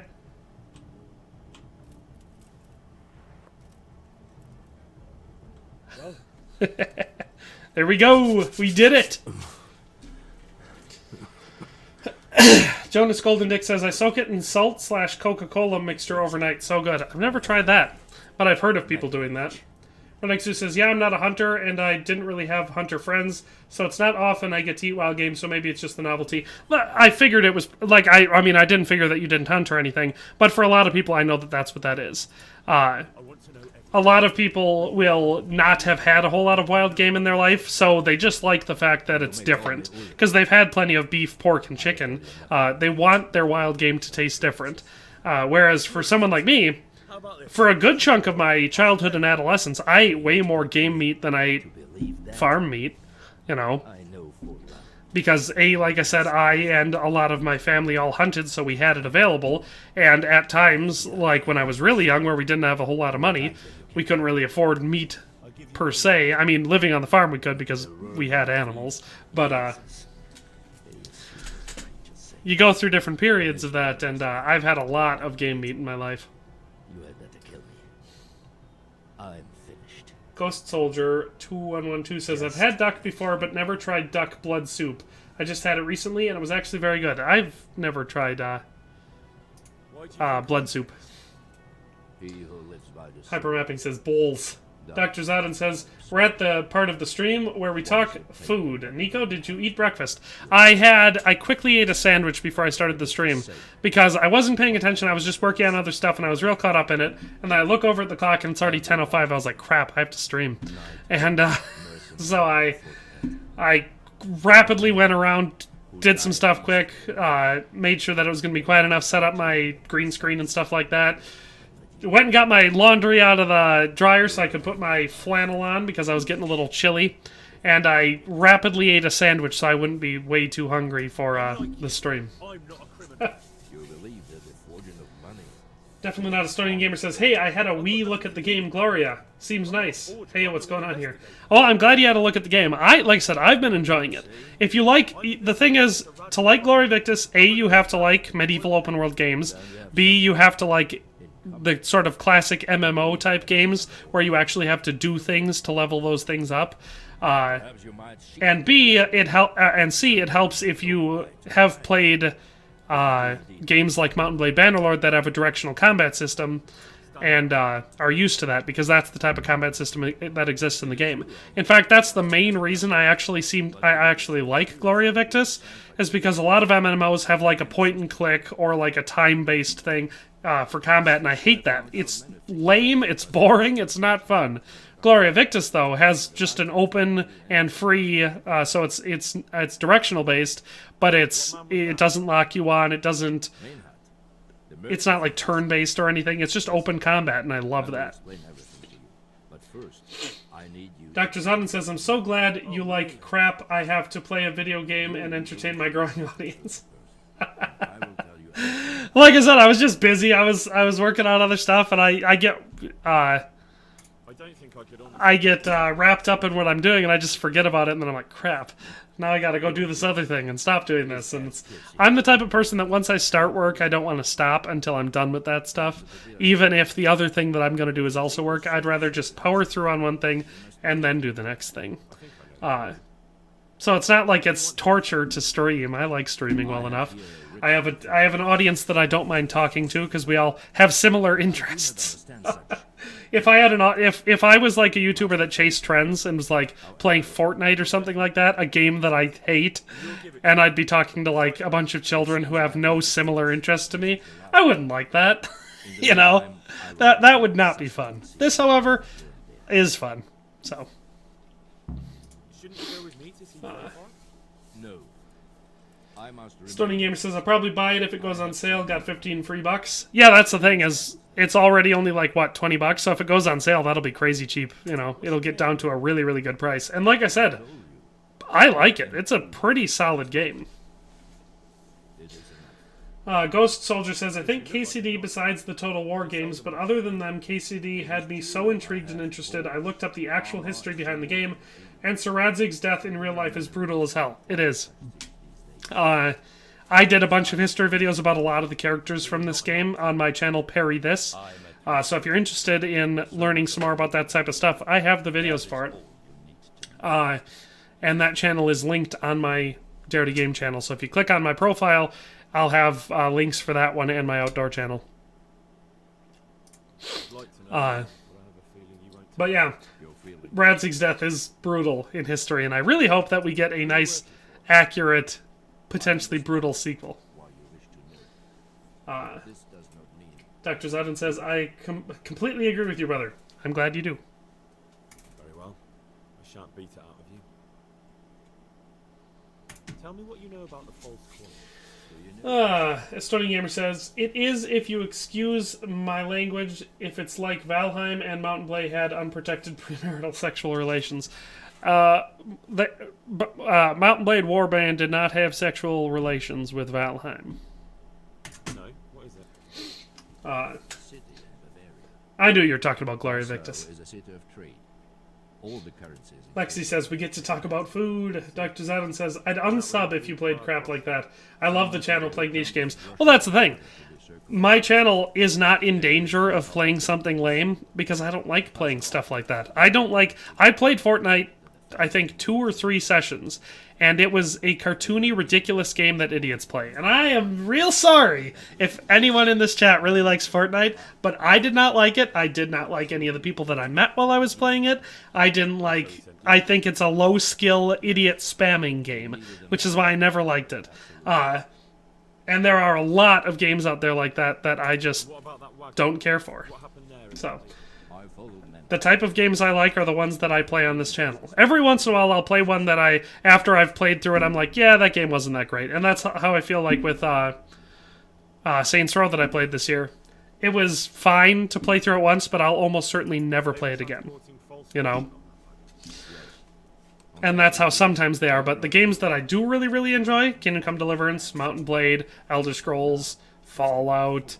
I liked Elden Ring quite a bit. What else is there? Red Dead, I love Red Dead. So, like, there are certain games that I absolutely love, and those I'll play a lot and make a bunch of content for because I love them.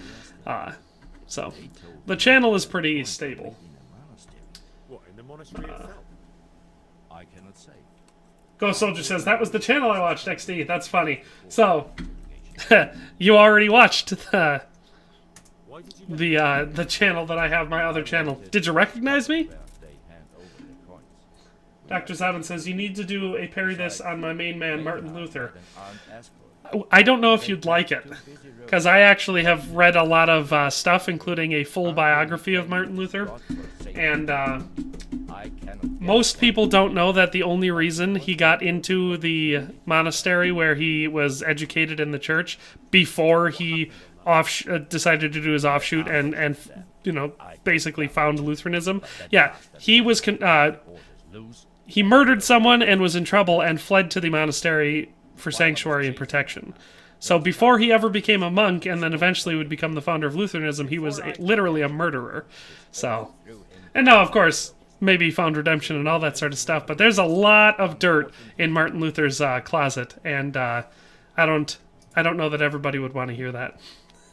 All of my videos, I try to make sure they're as accurate as possible, and so I don't leave out inconvenient historical facts. Which is why most videos about historical people that I've done are usually at least a little bit on the negative side, because even people that I really like, someone like Teddy Roosevelt, has some pretty bad stuff associated with him that if I made some videos about Teddy Roosevelt, I'd have to include it in there. And like I said, that's the problem. I'd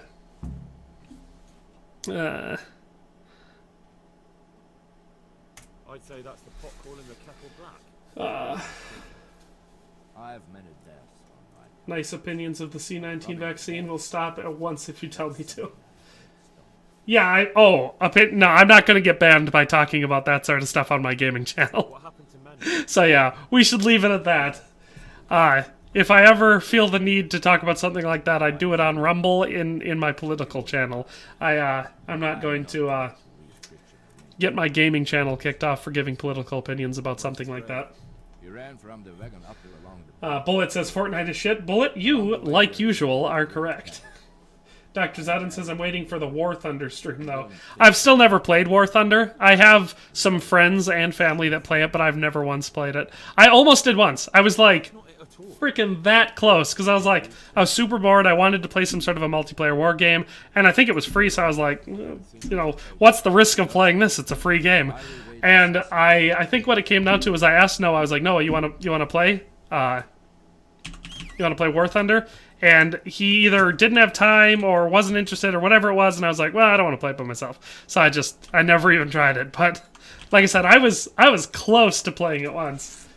What else do we got? Me too, Doctor. Lexi1397 says Witcher 3. Probably next week will be the next time I stream Witcher 3. Maybe. We'll see what happens. As we get closer to Hogwarts Legacy, I'm probably going to switch over to that and start focusing on Hogwarts. At least...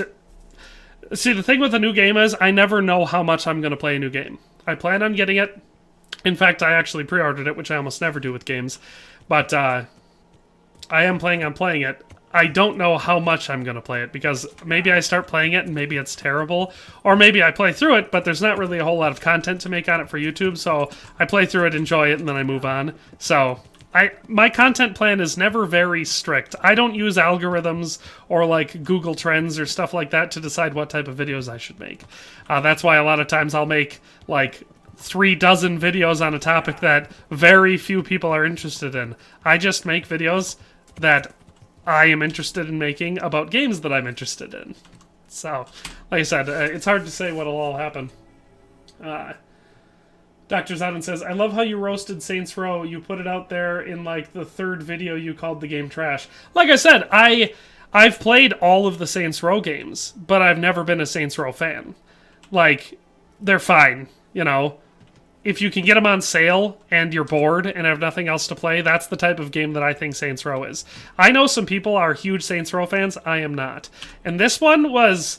Now, mind you, it probably, since you could make your own character, give them their own voice, and give them their own look, I think that affects how you would interpret the story. So, like, the game is marketed with this sort of androgynous, female, skinny little character, and as someone who's played the game, that character doesn't fit as the main antagonist. Or protagonist of the game. That character doesn't make sense, and it is totally unrealistic for a lot of the stuff your character does in there.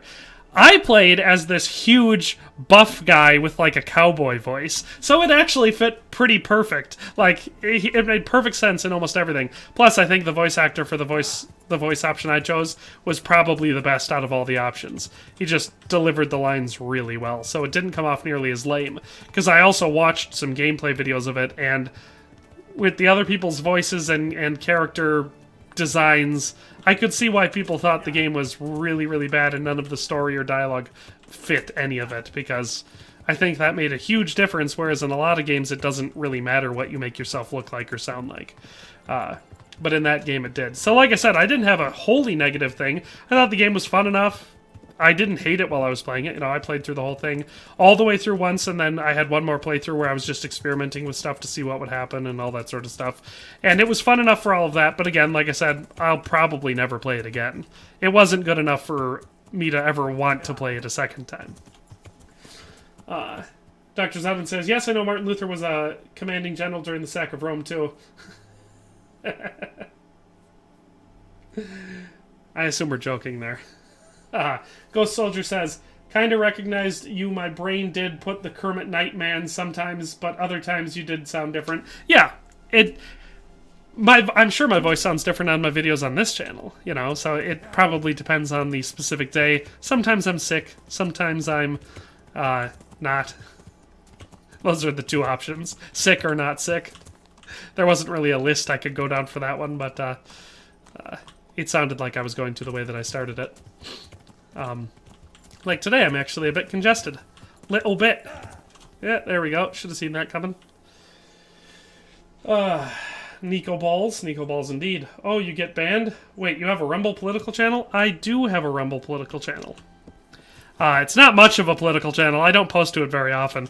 Basically, a topic has to get me real heated, or I need to have an extremely strong opinion about it for me to want to make a video for that channel. Other than that, it's extremely low priority for me. So if you find the channel, it's got the channel trailer on it, because that was the first video I made for it, and then I have one full topic video on there. I don't have anything else. Every once in a while, like, there's something going on right now with all of the Daily Wire Steven Crowder stuff that I was like, I have a pretty well-developed opinion about it, and I was thinking about making a video, but it's just so low priority for me. I'm working on so much other stuff that, you know, to take a day out of my schedule to write, produce, edit, and release a video like that, you know, it's low priority. Oh, man. Especially since me and Zeus have already talked about it on Discord. Not really. It was like a meme, and then I had a couple sentence response. That was basically the whole discussion so far. Speaking of which, I have a Twitter account that you should follow. Look at that, I'm plugging my social media. I'm just like a YouTuber. I know that Zeus follows me over on Twitter. I don't really do a whole lot over there, but recently, since it seems to be opening up a little bit more because of, you know, the whole Elon Musk ownership, I've started doing stuff a little bit more on Twitter, but not a whole lot yet. I'm bad at social media. I always have been. Don't expect that to change. It probably never will. Rennick Zeus says, before he was excommunicated from the Roman Church as a heretic, then later venerated by the Roman Church after his death. Are we talking about Jan Hus? Because that is what happened to Jan Hus. See, the thing about that is the Papal Schism caused a lot of problems in the Catholic Church. I also have a video about the Papal Schism on Parry This if you're interested. But that caused a lot of problems in the Catholic Church. And the Hussites spawned out of that because they were in reaction to some of those problems. And then it happened that at the end of it all, when the last of the papal claimants, or anti-popes, depending on your point of view, you know, stepped down and allowed the universally chosen pope to, you know, be pope, the church mostly reunified. And then when that happened, they saw a lot of the reforms that one of the branches of Hussites, the ones led by Jan Hus, they were like, yeah, we agree with pretty much everything you were saying, you know, in essence. Not everything, mind you. There were a couple things that they still disagreed with. But it's also important to know that in the Hussite conflict, there were 3 distinct branches of Hussites, and the least extreme of them was the one led by Jan Hus. Because you had the Calixtines, the Taborites, and the... I can't remember, one other one. And they were... Oh, that was in reference to Martin Luther, not Hus. It's happened to quite a few people throughout history. I just wasn't sure if I missed a message. Yeah. Dr. Zonin says, you have a political channel on Rumble? Yes, I do. Feel like I already answered that.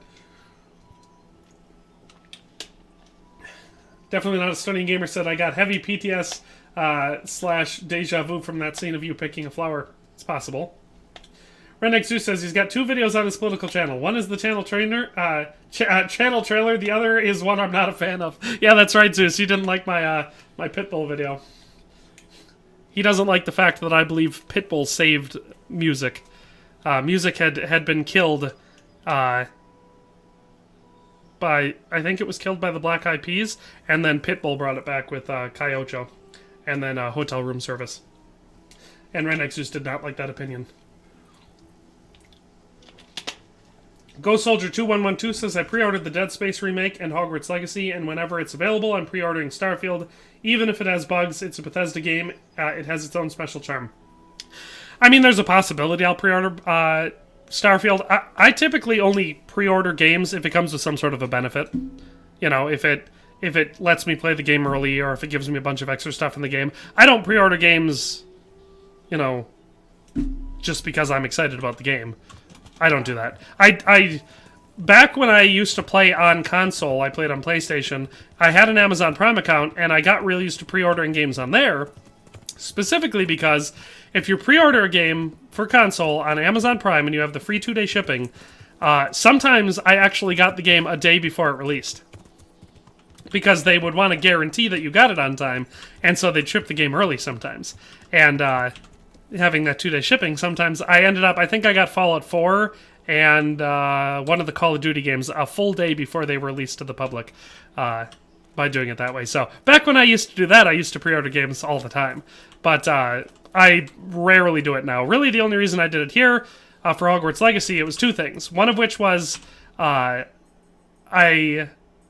know that I want to play it, and if you pre-order, well, if you get the digital deluxe version, you get it 3 days early, which is, you know, one of the categories of things that I will pre-order games for.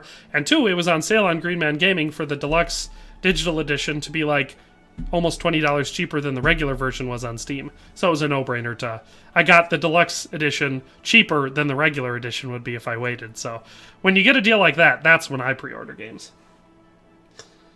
Estonian Gamer says, Nico, Rumble political stream when? I don't actually know how to stream directly to Rumble. I've never tried. I know it's possible, but I've never tried it, so I'd have to give that a try. If I do it, I'll let you know. I should be able to eat this rotten chicken, though, because I have the dustbin perk. Right? Yay, I'm not sick. Nico, what is your Rumble name? My political channel on Rumble, it's The Public is Political. Might be hard to find because, like Zeus said, I don't have a lot of content on that channel. Crazy D says, what did I miss? Not a whole lot. Lexi also gave the name of my channel. Bullet says Twitter is a cesspool. Bullet, you are correct. Definitely not a Stony Gamer says, Nico, gotta love your look in Rumble trailer. Oh, good. Crazy D says, I was talking politics with the neighbor. Hey, we were talking politics in here. Dr. Zouden says you did answer it. Excellent. Ghost Soldier says, how to summarize the Papal Schism? I'm the Pope. No, I'm the Pope. No, screw you two. I'm the Pope. Then the 3 in union... Wait, one of us is the actual Pope. Yeah, essentially. Like I said, I have a video that I think it gives you all of the important facts about the Papal Schism, but summarizes it down into a really short video, considering it was, you know, years and years of a ton of stuff happening. Yeah, your summary there is... in broad strokes, it does cover the important stuff. Redexu says, I deleted my Rumble account anyway. Oh, did ya? Why? Is there something wrong with Rumble I should know about? Or do you just not use it? Crazy D says, did you watch the Dead Space movie? I did not. Ghost Soldier says, yes, I have both of them and read both the Dead Space books. Oh, maybe you weren't talking to me. That's fair. Jonas Goldendick says, the last game I pre-ordered was Borderlands 3. I pre-ordered the digital deluxe first day available. Waited 8 months, played the game for the first day, and then have never played it since. See, I liked Borderlands 2, but I never played Borderlands 3, and the reason for that was not because I, saw something that I didn't like.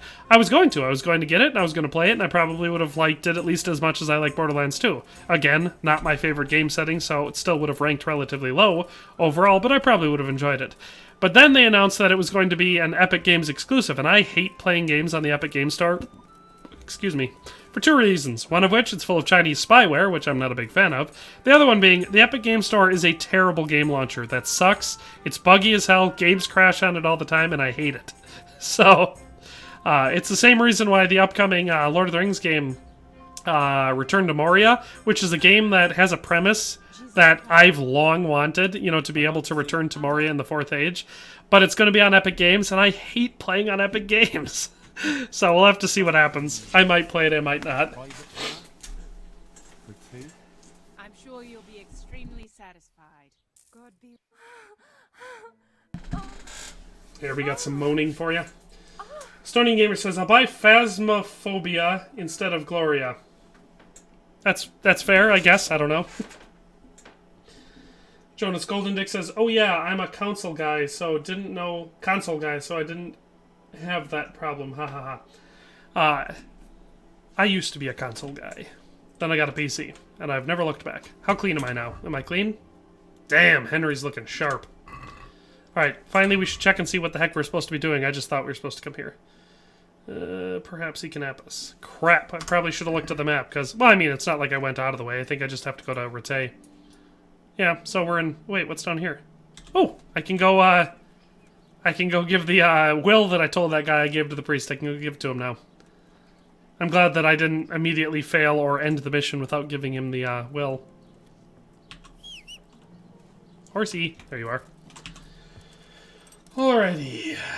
Redexu says, when I deleted the account, it was because the UI was just awful. I think they've made some changes since, but I'll probably give it some more time before I make another one.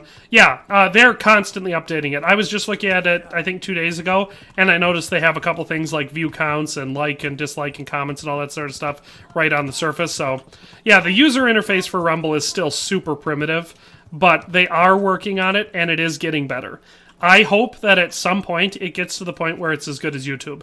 The problem with it right now is outside of the few big creators that have like landed big contracts specifically from Rumble to like produce content on there, you can't make any money on Rumble. Like, yes, you can immediately monetize things, but you make no money. You'd have to get literally millions and millions of views to make anything at all.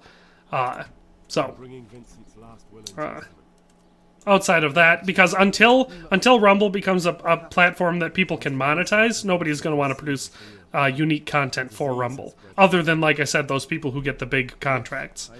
Your Russell Branson, the such, and the like.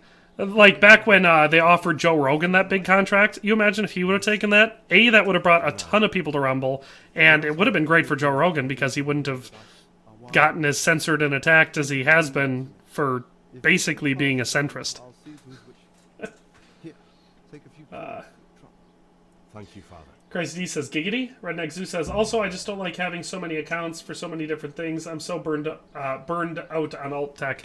You know, that's the thing, though, and that's the steep climb that alt tech has. We're all so used to using the developed ones. Even those of us that really don't like, specifically like the politics of a lot of your big tech platforms like YouTube and Facebook and all that sort of stuff, and Twitter, we're so used to using them that it's wildly inconvenient to switch. And we're willing to put up with the nonsense just to stick with it. And then alt tech has the hill to climb that most of your tech nerds that are working in Silicon Valley are already deeply invested in the specific political agenda of the establishment. So you have to find new talent that doesn't feel that way. And then you have to build something from the ground up that is distinct enough and different enough that you can't be accused of ripping it off and infringing trademarks or copyrights or stuff like that for certain stuff. And it still needs to be similar enough that people want to use it, because they're so used to, like for a video sharing site, they're so used to YouTube, that for a new site to be successful, it needs to be different enough from YouTube to not, get them sued or just immediately bought out and taken over or whatever, but similar enough that people are comfortable switching to it. And so that's the steep uphill climb of alt tech. And the annoying thing, I'm also a little bit burnt out on alt tech, because they all overpromise and underdeliver. You know, you hear everyone raving about how this is the new one and it's so great and it has nothing bad about it and it's going to change the way things are and it's going to take off. And then A, it doesn't take off. B, the UI is almost always atrociously bad. And C, a lot of times you get your data stolen because their security isn't good enough. So, like, I get what you mean. I'm also a little bit burnt out on alt tech. That's why I just spread all my crap around. As someone who creates content, like I said, on my gaming channel here, I try not to make this channel too overly political, because it's a gaming channel. I've got other channels for other things. Renixu says, another problem is you can't use the same email address to make a new account. That is annoying. One thing I do like about Rumble that's better than YouTube is, like, I can just have one creator account and have multiple channels linked to it. So instead of having to have a different channel for every single account, I can just make one account and then have all my channels under that account. It's convenient for creators. That's a good thing. And as far as I know, there's no option to do that on YouTube. So that's one thing that Rumble has a cool innovation for that I quite enjoyed. So all of my channels on Rumble, because I have one for every YouTube channel and then also my political channel, all of those are linked under one account. So that's fun.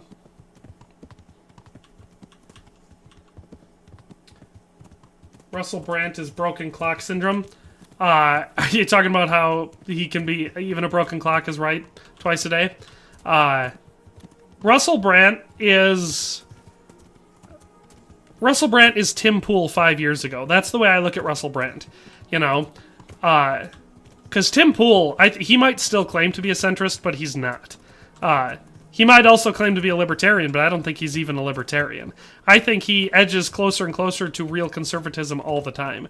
And I think that's what happens when you start trying to pay attention specifically to the truth. You get these people who they're dedicated centrists or whatever the hell that means, and then they just slowly and slowly edge towards the right because the more of the truth they see, the more they disagree with the left. And it's not even like a love of the right, it's a hatred of the left. It's the same way, like I said, in the next election for the US president. Whoever runs against Biden isn't going to win on their own merits. If they win, it's going to be because Biden is so ridiculously unpopular. That's the only way. Because there isn't enough of the country that likes right-wing politics and votes to win these elections outright. You need to have a bunch of the lefties and centrists swinging to the right. Because all of the, like, what is it, 40-something% of the U.S. population actually votes in the presidency. Out of that other 60%, there's a good chance 30 to 50% of them might be conservatives. They just don't care enough to vote. You know? Or they're too lazy or whatever the case may be. Maybe they're convicted felons. Whatever the case may be, it doesn't matter what they think or feel if they're not going to actually go vote. And so that's why, like I said, you see, if I were a betting man, if Donald Trump wins the nomination for the Republican Party and ends up running against Joe Biden, I don't see him winning. And it's not because he's a bad candidate or whatever, or that Joe Biden's not wildly unpopular. It's because I don't think he's done anything that's going to pick up any of your undecided voters. I think he'll get a very, very similar amount of people voting for him as last time. I'll do that one first. He must think highly of you. Stonian Gamer says, my mom watched Rumble a long time ago. She into the band stuff. Fun. Renexu says, centrism is cringe. Agreed. How can I help with Pick a lane. That's what I always tell people. Coast Soldier says, I don't watch or listen to Joe Rogan, but I love the meme clips, like him doing that gorilla noise meme. How that will be gold forever. That's, Joe Rogan and Alex Jones fall into the same category for me. I've never watched any of their videos or streams or anything, but I've seen a lot of the memes.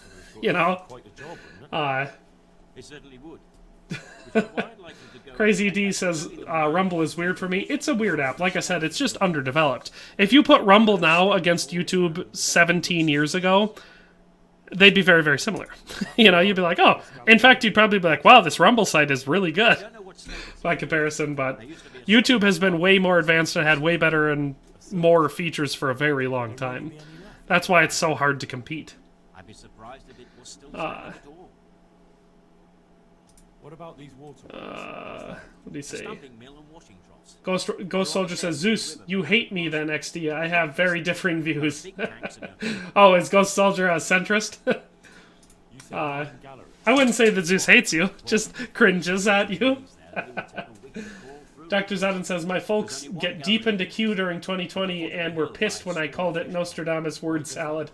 Yeah, all the Q stuff was a little bit out there. I didn't get deep into it, but I saw some of it and I was like, yeah, I don't know about that. Renix Zeus says, I hate no one. That's the right attitude, Redneck Zeus. I also hate no one. Crazy D says, "Oh, he's for sure a broken clock, but it ticks, I guess." Don't get me wrong. I have actually watched some of Russell Brand's videos. I think it helps that he is a professional comedian and actor, because his content, even like when he's talking and trying to be really accurate and everything, he's still really funny. Like the way that he delivers things, he's still pretty dang funny. I think that's helped him a lot too. I think he's building a very dedicated audience, and that's obviously what you want to do. But I think it also helps that he's funny. I want a lot of them clapped in irons. Estonian Gamer says, "Let's talk about Estonian politics, the politics that no one gives a fuck." I feel like that's reductive in a way, because obviously the people in the country care about it. But yeah, it does feel weird when you're from a different country other than the United States, but you still know a lot about United States politics. Because, like, I don't know jack shit about United Kingdom politics. I mean, I know the basic structure, but I couldn't tell you who was in charge. I couldn't tell you what they're trying to do. I don't know. It's not the country I live in, so it doesn't matter to me. But, like, a lot of people all over the world know a lot about U.S. politics. Did you really? Do tell. Ghost Soldier says, "No, not saying you hate me. Me saying you hate as a joke me." Oh, I get it. Maybe. Dr. Zalman says, "Hell, they are trying to get rid of the demented potato right now." Probably shouldn't have read that one out loud. Redneck Zoo says, "I've been a bit black-pilled on voting. I'll vote because I'm a smart person and I have the ability to do so, but I think a lot of issues would be solved if far less people voted." Yeah, I would say if you had, like... Now, mind you, you'd have to trust the system regulating this to do this, and that's not easy if you're black-pilled. But if you had a system to vet, and, like, there were requirements and everything, so only the most competent people and, like, politically aware and self-aware and responsible people could vote, yeah, that'd be a better system for sure. You know, oftentimes I boil it down to people who own property, and so they pay property taxes. That means you actually have a vested interest in the country. So property owners, it's not just about having money or whatever. Property owners own land. And for that land to be worth anything, the United States system needs to work. Because if it doesn't, and you get conquered in war, or destroyed, or whatever the case may be, you lose everything. You know? Whereas someone who doesn't own property, they're not tied to any specific land, they can leave, you know, and they're not losing something. So that's why I think that the system of property ownership, as old as that may sound, it's a really good way to isolate people as people who should be able to vote. I know a lot of people will hate that, especially younger people who don't have any, but, you know.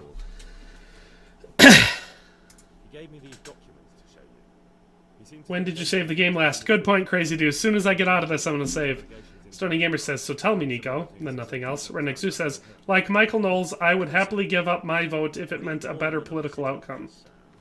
Yeah, I agree to that. I don't need to say that I need to vote as long as the outcome of me not voting would be better than the outcome of me voting. I agree on that. Dr. Zowden says, "I'm right-leaning libertarian."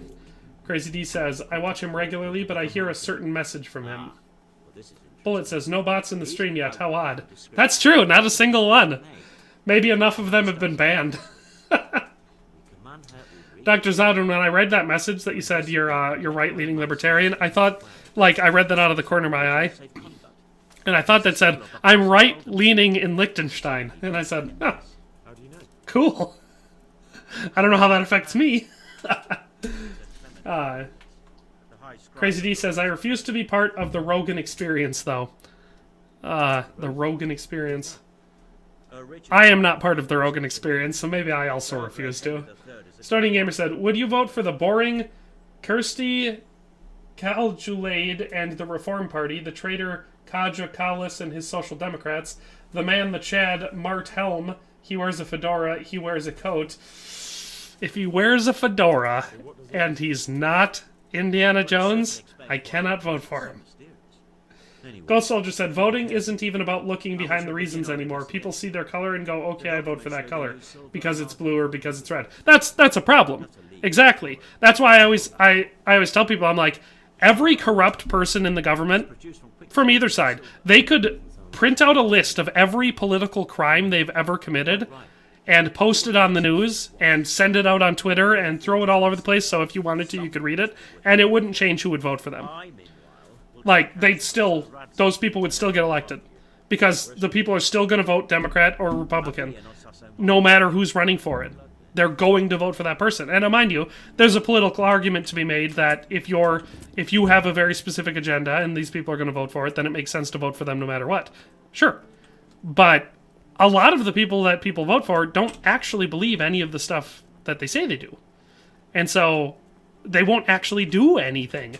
But people will still vote for them no matter what. And the same thing goes for, like I said, legitimate criminals that are in Congress and in the Senate and have, possibly the presidency. You never know. And people don't care. They could admit to it, sign it, date it, provide all the evidence, and they wouldn't lose a vote for it.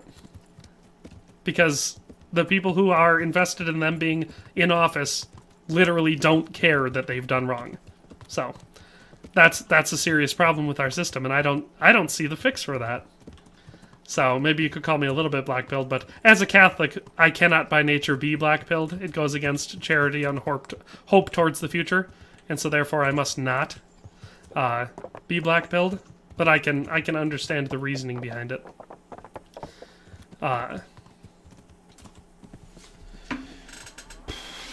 So yeah, as far as voting, I guess I would vote for the boring Kursdy whatever. I can't vote for Fedora Man, that sounds cringe. Dr. Zadin says, they know our politics because we kicked the shit out of them one time or another. That's right, baby. Back-to-back World War champs.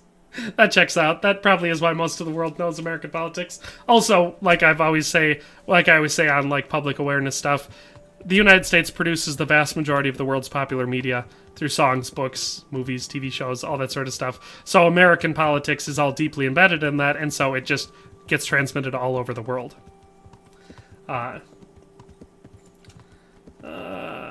Estonian Gamer says, IKRI stands for Estonian Conservative People's Party. That's good, but you should tell him, you should message him, because I assume you know him personally, change the outfit. I would switch it to a bowler cap and a trench coat. If he switches it to that outfit with a smart tie and button-up shirt underneath. If he switches over to that, then I would hypothetically cast my non-existent Estonian vote for him. Very odd indeed. Dr. Zadinson sounds like socialism Estonia. Ben Smith says, politics is a hoax. It's always about rich people creating useless distractions so they can buy up the country with massive discount. I mean, the vast majority of all of history would support that. Yeah, typically, no matter what form of government you have, whether it's an elected representative democracy, a communist dictatorship, a monarchy, or whatever, it's really an aristocracy. The only difference is when you have a surface-level aristocracy that recognizes that they are, and it's not like a secret. You actually just have an aristocratic class that has, all sorts of privileges, but also duties and responsibilities. You typically get a better system. The secret aristocracy, or what you'd call governing by the elite, is the worst situation. Because everything is just governed by this rich group of elite people who can, afford to do whatever the heck they want with impunity, and they can buy off anyone they want. That's just worse for all of the regular people. When it's out in the open, like a lot of your 16th and 17th century aristocracies that existed, these are public figures with responsibilities. They're not elected, so they're not beholden in that way, but they can easily be killed. And that's what happened in a lot of your aristocratic situations when you had aristocracies governing things. They would screw up and you'd have, the one who is supposed to be in charge next or leading a specific party or doing a specific thing, and they instead want to spend all their time drinking and whoring. It wasn't uncommon to then find them dead. That was a pretty fast way to get rid of a corrupt aristocracy. String them up. It's the same thing that's the same thing with a monarchy. They don't have... no matter what, if you're leading someone, you are accountable to those people. Because those people give you authority over them. You can't take it. One person can't take authority over 1 million people. It's not actually possible. There has to be the illusion of power there. And for that illusion, the people need to agree to it, at least in some degree. And in a representative democracy, you vote for people. That's the accountability. If they do a bad job or you dislike them or whatever the case may be, you vote for someone else, and then that person's not in charge anymore. In an aristocracy or a monarchy, yes, it can be hard because they're just born with the power and they have all that stuff, but you can kill them, and that's typically the control you have there in those types of government. And so,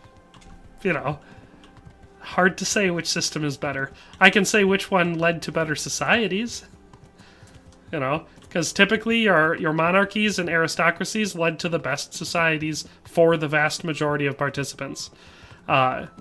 Once you get into any sort of authoritarian dictatorship, that's worst case scenario, and a lot of your representative democracies fall somewhere in between.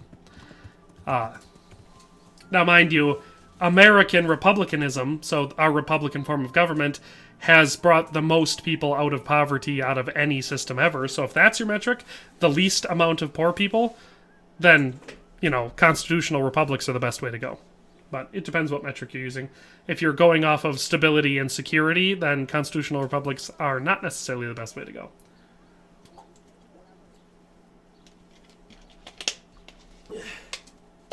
Crazy D says, I wore a fedora for a year. Sounds like a dark year. Ghost Soldier says, don't forget to save. Thank you.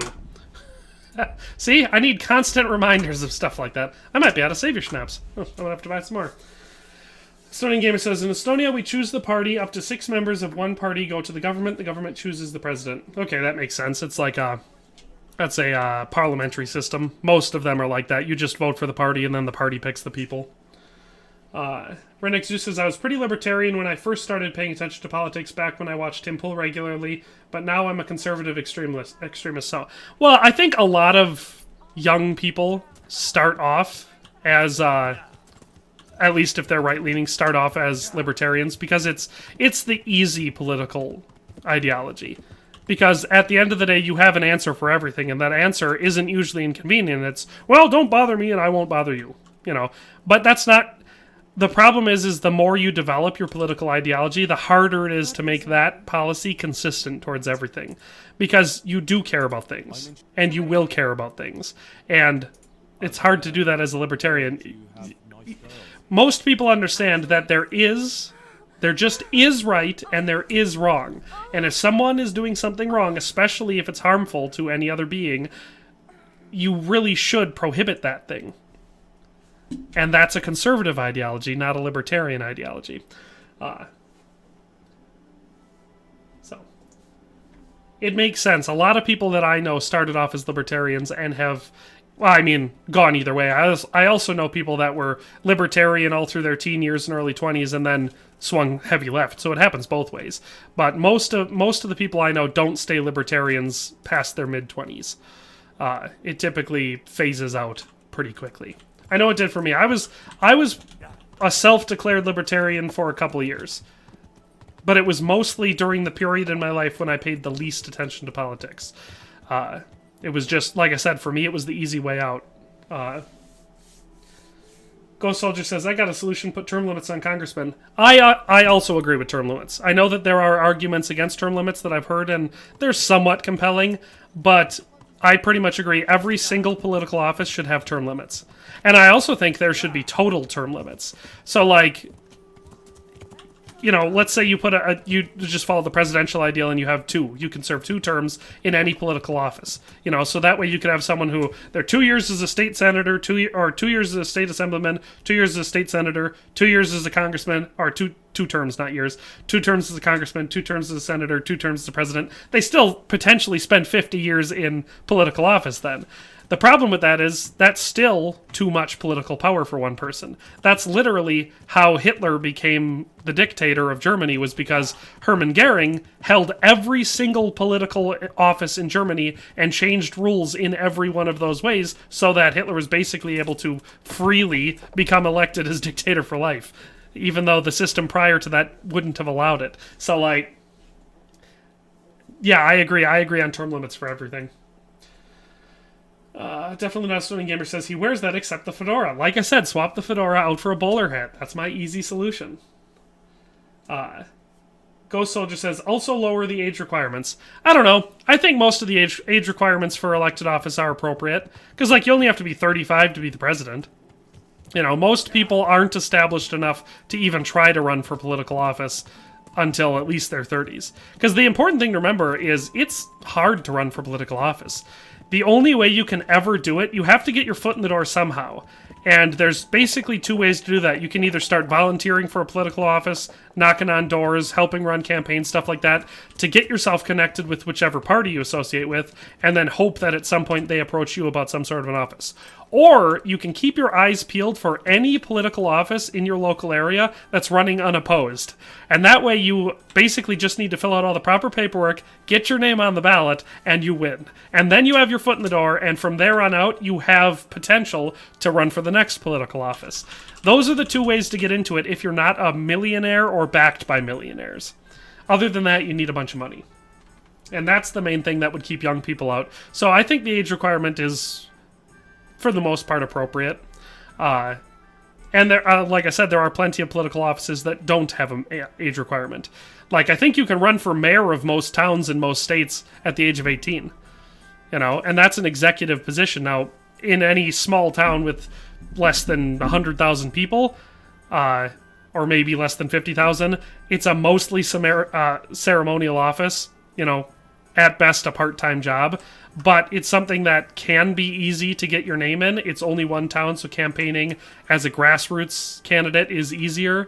I'm giving a lot of weird political strategies. I don't know how this turned into that, but if you wanted to get into politics, one of the easiest things to shoot for, you basically have three things that are pretty simple to run for. And what you want to do is either find an uncontested race or find one where, if it's not uncontested, at least it's you're not going to get primaried out, because most of your campaigning happens in the primary. So if you were going to run for a state assembly seat, for example, the way to do that without any money or influence would be to find one that you know the person is going to retire, and then preferably you could contact that person and be like, hey, I'm planning on running, I have these, if you could endorse me, that basically gets you on the run, and then you're just filling out paperwork and boom, you're in. But like I said, you want to avoid a primary if you don't have money or political power in the United States. Estonian Gamer, I did save. I saved. I'm good. Maybe I'm just way back in the chats, but I've saved. Tommy Reed says, is that the God tier Kerminator? I am the Kerminator. I'm glad that you understand the profile picture. A lot of people don't get it. It's the Kerminator. He's Kermit, but he's the Terminator. Like, he's got half of his face tore off, and you can see the Xylon eye or whatever you call it. I'm super glad that you understood that at first glance, because a lot of people don't get the reference. And it makes me feel like it was just a waste of time and effort to get that profile picture made. Crazy D says, OMG, thanks. You're welcome. I don't know what for. I probably answered something so long ago that I don't remember it. Renixu says, my ceiling fan is beeping at me. That's probably the FBI. They're on their way. You've clearly been too outspoken. Beat back. Giddy. Definitely not Estonian Gamer says, Nico, help me, please. My forehead hairline is itchy. Do this. Did that help? Renixu says, I'm anti-term limits. They're a band-aid on a bullet hole. And see, I've seen that argument. Like I said, I've seen plenty of compelling arguments against term limits. And I would agree that maybe it's not enough. But I don't... that can't make me against them. Even if it's a band-aid on a bullet hole, it's a step. Because if you can... A lot of the worst things about Congress and the Senate are your entrenched powers. Think about it. If there were term limits, Chuck Schumer, Nancy Pelosi, none of these people would be in political office anymore. You know? Estonian Gamer, I've got great advice. Itch it some more. Lexi says change shampoo. That could help too, but that's a long-term solution. I'm more about short-term solutions. So if you got a scratch, you scratch it. Or if you got an itch, you scratch it. It puts the lotion on the skin, or it gets the itch again. Renexu says, I could totally run for mayor of my town. That's what I'm saying. Is that if you want to get into political office, a lot of people set their sights way too high. They're interested in politics, they want to do something to help, and then they're like, they're going to start off with a congressional run for, like, you know, the federal office. I'm like, you have no chance of getting that unless you've got a ton of money, are willing to immediately find yourself some sort of a huge corporate donor and then whore yourself out to them, not like legitimately, but, you know, do their bidding and just be super corrupt right from the start, or, like I said, somehow tie yourself to a political campaign so they run it for you. Other than that, it's not easy to get into political office at a high level. So to get your foot in the door, you need to hold some other type of office, and then you need to work really hard to get some attention. Basically change things drastically enough that you get some media attention, and then hopefully that's when you get contacted by your political party. Because you need their support behind you for money, unless you have money. You know. So yeah, if you're Zeus, if you want to get into political office and you think you could win an election for your local town's mayor, and that would be important enough to actually make it so you could do something with it, then it's an office to run for. Estonian Gamer says, in Estonia, you can choose the local governor at 16, run for governor at 18, and you can run for president at 21.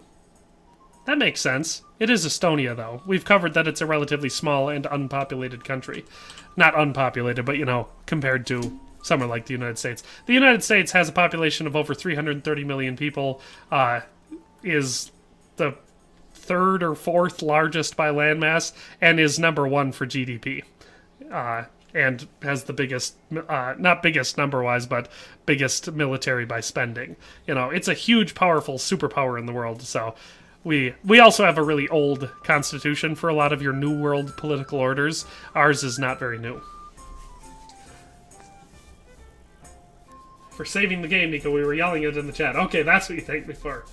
Ghost Soldier said, actually, I'm curious what your favorite Total War game. If I had to explain mine, it's Shogun Total War, because I played that on my dad's computer along with Warcraft, StarCraft, Dungeon Siege, and Diablo.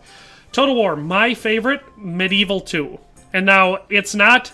So, like, it's my favorite because it's in the setting I like the most, and I definitely enjoyed it the most when I played it, because I was super into Medieval 2 Total War.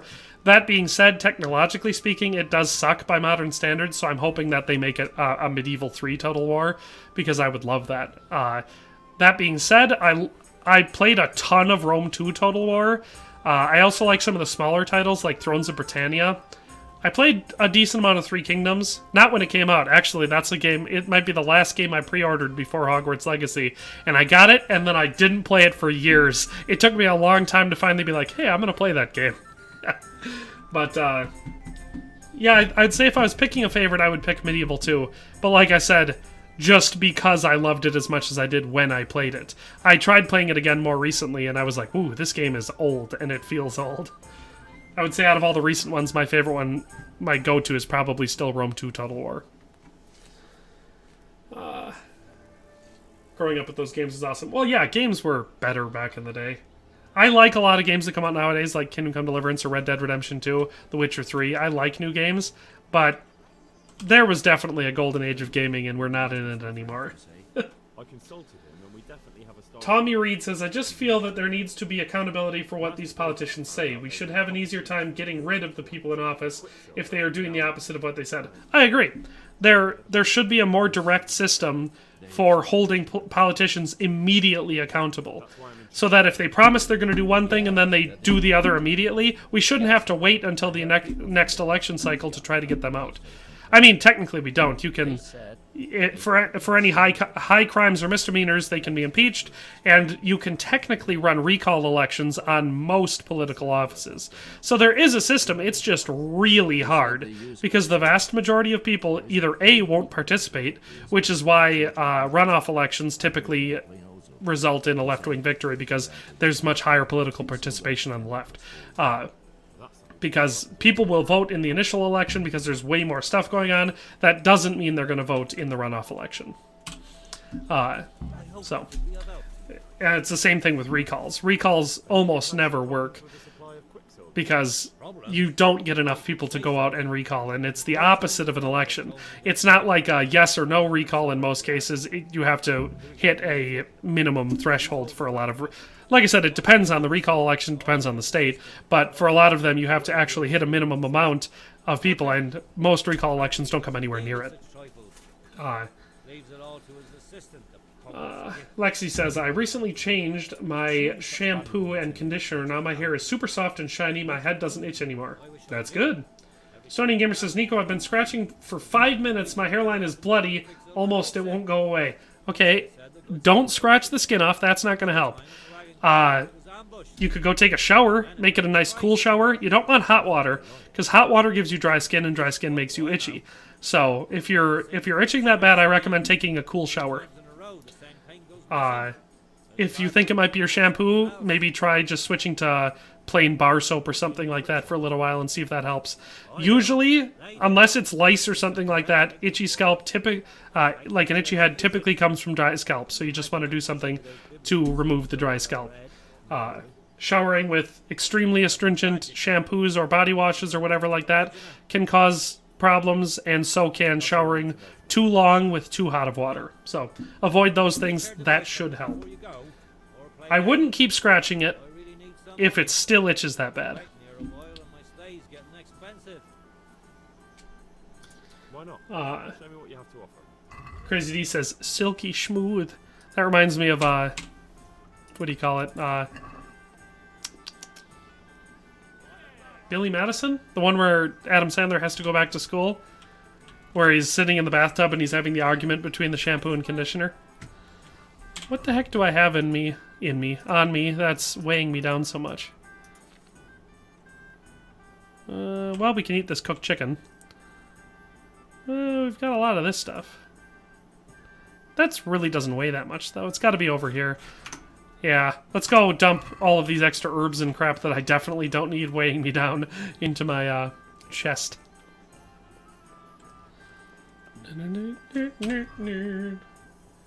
I've started using an apple cider vinegar rinse instead of shampoo/conditioner. Highly recommend. I've seen that online.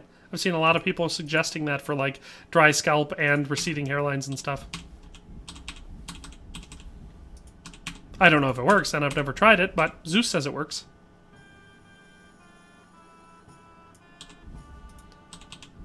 I'm going to keep 50 of these mints so we can stay herbally fresh. Oh, well, we'll keep 42. Well, the almost 500 of that we had probably was weighing us down a bit. We don't need strip dye. We don't need St. John's wort. We'll keep the books and stuff on us because we can read those and then sell them. Alright, let's quickly read those treasure maps. Okay, I know where that one is. I know where that one is too. Okay, good. Now we can sell those. Oh, beans, I'm out of water. Very active chat today. Yes, Zeus, it is.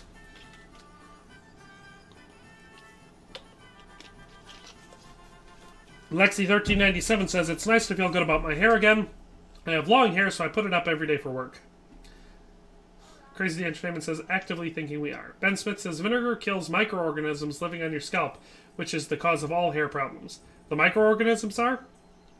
Crazy D Entertainment says, no, you have to let it down, flow, I miss my hair. Simon C says, hello. Hello, Simon C. Lexi1397 says, I love hot showers, but I wash my hair with cold water. I like hot showers if I have neck pain, back pain, or I'm not feeling very good. Other than that, I take cool or cold showers. They have a lot of health benefits. Definitely Not a Stony Gamer says, I'd like to be a mayor of my small hometown, 850 people and growing. I'd feel like a medieval lord. I mean, I don't know how it works in Estonia, but typically here in the United States, really small towns, so like anything with less than a couple thousand people in it, don't usually have a mayor. And if they do, it's like really ceremonial. They kind of like sit in on town council meetings, which them in themselves are pretty ceremonial. But, I mean, it's possible that maybe it's just any incorporated territory, but most of the small places have become unincorporated. I could believe that. Was I supposed to still... Well, Master. Yes, unfortunately. Huh? Oh, that's right. There's always time. Not entirely true, Ben. Vinegar kills bad bacteria and promotes good bacteria. It also clears out product, oil, and skin buildup in the hair follicles, and restores a natural pH balance to the hair. Lexi1397 says, since I've changed shampoo and conditioner, I have been wearing it down now. It's less frizzy and smells amazing. Excellent. Everyone says hi to Simon. Good job being polite. Stony Gamer says, the name of the village is Hummelshof in German. Sounds cool. Hof, I believe, means village, or maybe it means town, so that would be Hummel's town or Hummel's village. Hummel, I assume, is a proper noun, probably named after a person. Ooh, look at that. We win. Nice. Crazy D says, I steam first, then do cold. Hits every part of the body. Yeah, if you go hot first and you steam the crap out of your body first, you open up all your pores, and then you shock it all with the cold water and everything. So I've seen a lot of people say that that's the best way to go. Why not? Gotta buy all of his crap off of him so he has some gold. Then I'll haggle and I'll give him extra money. I'd like to discuss... Here. Well now. Tankard of ale for me. Alright. He should have money now. Well, Mark. Yes, unfortunately. And my offer still stands. Don't you want to buy... Dang. Sorry, but I don't have time for How does he not have more money? I mean, I did beat him in dice. Yeah, but I just overpaid him for his stupid wine and stuff. This is annoying. Let's find out what I'm supposed to be doing. Someone in Sasau is supplying the Confederates with coppers. The forgers need quicksilver. The quicksilver trail leads to the overseer's office. According to the fresco painter, the overseer's hand is deliberately holding back the quicksilver he has. I could do the king's silver. Ooh, but I need a torch for that, and I don't want to do that. Alright, so... Well, I'm going to go up to the overseer's office. Sneak in there. Lexi1397 says, Moneybags Henry over here. Definitely Not a Estonian Gamer says, it used to make high-quality building bricks in 1700 to 1900. Are they low quality now, or do you not make bricks at all now?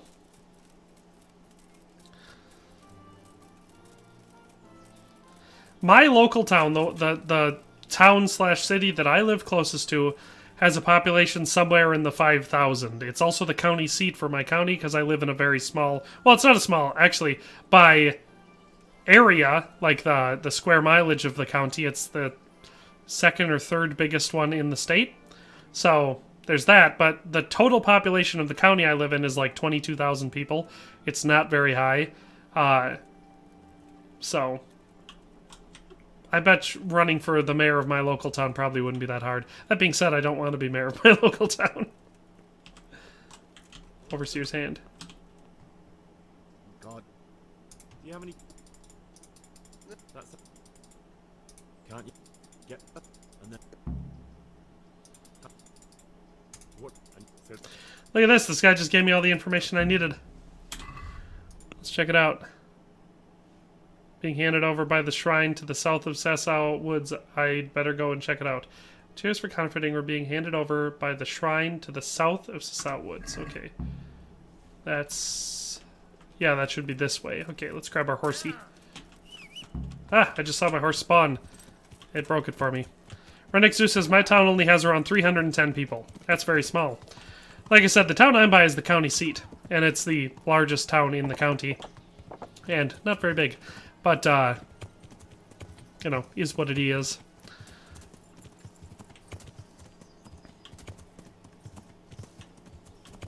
I think the spot I'm looking for is up on this hill. Estonian Gamer says, but now there's a school in that manor.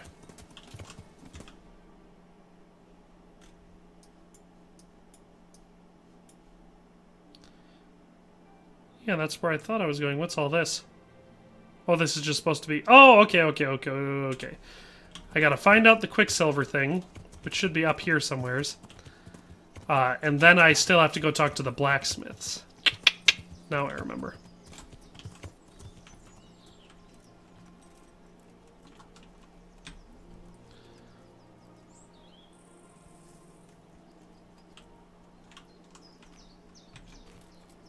Did I not go far enough? Did I go too far? I think I went too far.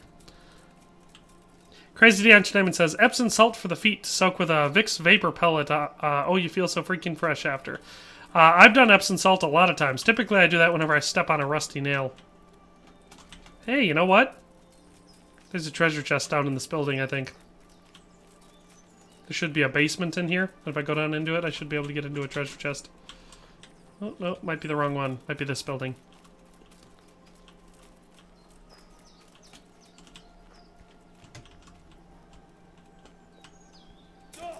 Yee-yee! Look at that, we found it. There's one of our treasures. But yeah, I do the Epsom salt soak for my... Ooh, odd dye, Noble's Dark Shoes. That's good stuff. Good stuff. I do the Epsom salt whenever I step on, like, something... If I get, like, a cut or something like that. It's real good for cleaning it out. But anyway, let's find these people. They should be hiding close to the edge of the field by some trees. I know that describes most of the edge of this forest. There they are. Let's see if I can talk to them or if they'll immediately attack me. Hey, look at that, I can. Why are you just sitting around? Why not? Admiring the view. Good point. Do not appreciate. Lexi says, I'm going to leave now. See you guys later. See you later. Does the name Rapper? Admiring the... Why is nobody afraid of me? Look, you... Hang on, I'm just... See? Bit of friend... What? Damn it, in any case.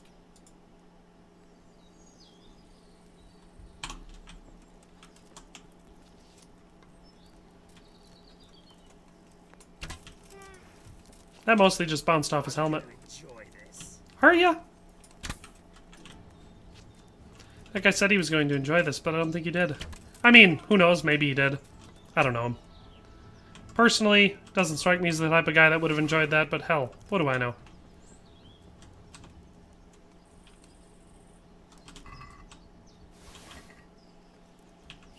I should still be unencumbered enough to get on my horse.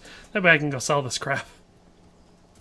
Rennick Zeus says, a few weeks ago, my dad and I head to Hutchinson, Kansas for an appointment. On the way, we drove through this awesome little town. Main Street had this gorgeous Old West feel to it. I love it when towns still have the Old West Main Street. My local town here has kind of one, but the problem is Main Street is no longer where most of the traffic is in the town we have now, because the highway runs through a different portion of it, and most of the business in the town goes on that road instead. But Main Street still has a pretty Old West vibe to it. All the buildings are side by side. They're all flat-faced buildings. But I like it when it's really Western, like all wood front classic buildings. Who should I sell to? I should be able to sell some of it to this guy. I'll do that before I start talking to him about Kappa. I kind of thought there'd be someone in here. It's a little weird. Guess we'll go to one of the other guys. Crazy D says, I never stepped on a rusty nail before. I had a nightmare as a child where a nail went through my shoe so that the point through my shoe to the top. So from that point on, I was aware of all nails. I've stepped on nails a lot of times. The more you're building stuff or working on a farm or, you know, dealing with old buildings and crap like that and everything, the more likely you are to step on them. But my sister once stepped on a dirty pitchfork and had that go through her foot, up through the top. Alright, before we talk to him about anything else, we'll sell as much of this crap as we can. Oh, gonna want to go the full schmlagagel. Oh, that's all the money he has. Alright, now we'll talk to him about the stuff. Dr. Zowden recommends Sturgis, South Dakota. Well, that's why I kind of want to go to Deadwood, is because there's still all sorts of the Wild West stuff there. I want to go check it out. Can you... What? That will be all. Take care. Boop boop. Renixu says, if I was mayor of my hometown, I'd commission we rebuild the town much like that. I mean, you'd probably have to have a considerable amount of fundraising to raise the money for that, unless you yourself just have a ton of money that you'd be able to throw at it. Most small towns don't have money for public restoration.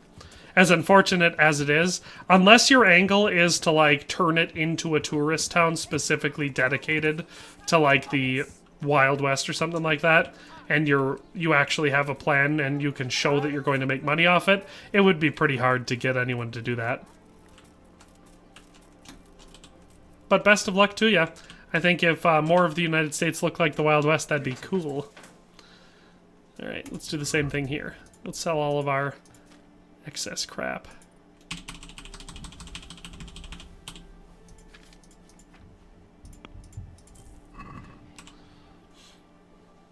Do you make... Tell... What? That'll be all.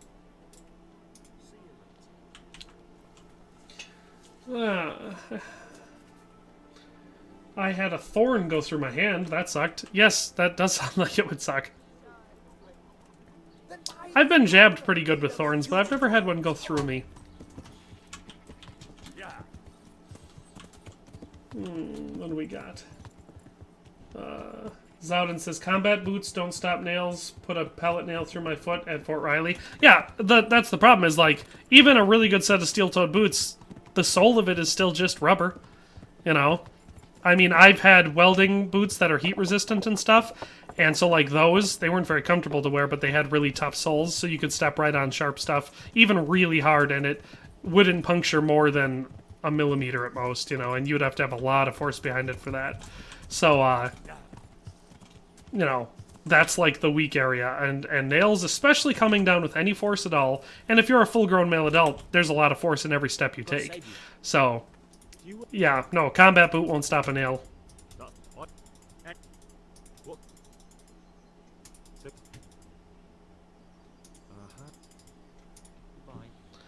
Now I need to talk to his son, because his son gives him up.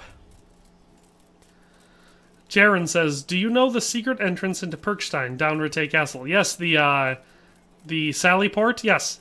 It's cool, isn't it? The first time I found it, I was like, this is awesome! But yeah, I am well aware of that. Where the heck is... Aha, he is here. Your father...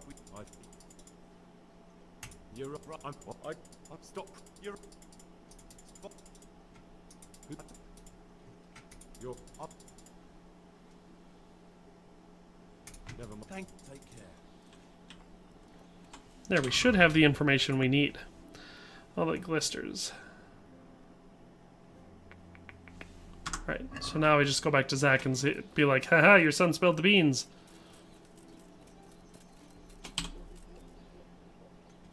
So back to that. What? Your son put... What's that? Don't be angry with him. All right. Why? Guys, me. All right.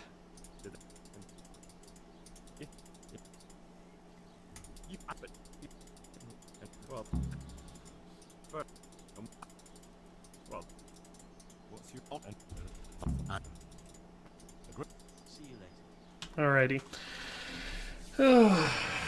Welcome to Deadwood. Welcome indeed. Crazy D Entertainment says, yikes, that hurts. Stony Gamer says, I had a fishing hook go through my thumb. I've had lots of fishing hook injuries. I get that one. Hypermapping says, no way, bro lives in Sturgia, South Dakota. Definitely not. A Stony Gamer says, how sad I have to repeat this message. Estonian villages, I'd say, have more people per favored unit of measurement because they became farms in the Soviet era, and Soviet era means mass housing. Okay. I don't know what that's in reference to. Is it something I said? I'm lost on that one. Jaren says, which quest are you playing right now? I'm doing all the Glisters right now. Although I don't know how much more I will be. Oh yeah, we gotta go talk to Master Fayfar. I kind of just want to finish this mission before I wrap up the stream. Wanted your thoughts on it. Oh, for that? I don't have many thoughts on it. I guess it makes sense if you're... Oh, Master Fayfar's here in town. Convenient. It's also a good thing that I checked that before I ran all the way back to Rete. I'd been real mad. It makes sense that if you have, like, forced housing in an area that, even after the fall of the Soviet dominion there, that you're going to have a lot more people staying in that area. I mean, that's all towns, villages, cities are, is people agreeing to live next to each other. You know? I live in a rural setting. I bought land out in the country, and that's where I live. I prefer it better. I don't want to live amongst all the people. But, you know, you also give up convenience and amenities in a lot of cases for living out in a rural setting, so... Tobias Fayfar, who's apparently not wearing his clothing. What do you need? Stoning Gamer says, anyway, I'm going to go play Phasmophobia. If I come back running and screaming, it means it's scary. Like I said, I probably won't be playing that much longer anyway. I just want to finish up all the Glisters. No. You look. What? No. Yeah. You look very odd. It checked. That's all. Bye. Is this your first playthrough on hardcore mode? No, Jaren, it is not. I've played through a full hardcore playthrough on at least 2 other occasions. I did one for the hardcore Henry achievement. Yeah, I know I've done 2 full ones before because I needed to, because I got all the achievements for the game on Steam, and I remember it taking 2 different hardcore playthroughs for me to get that. So this would be my 3rd full one. I've also had other ones that were incomplete.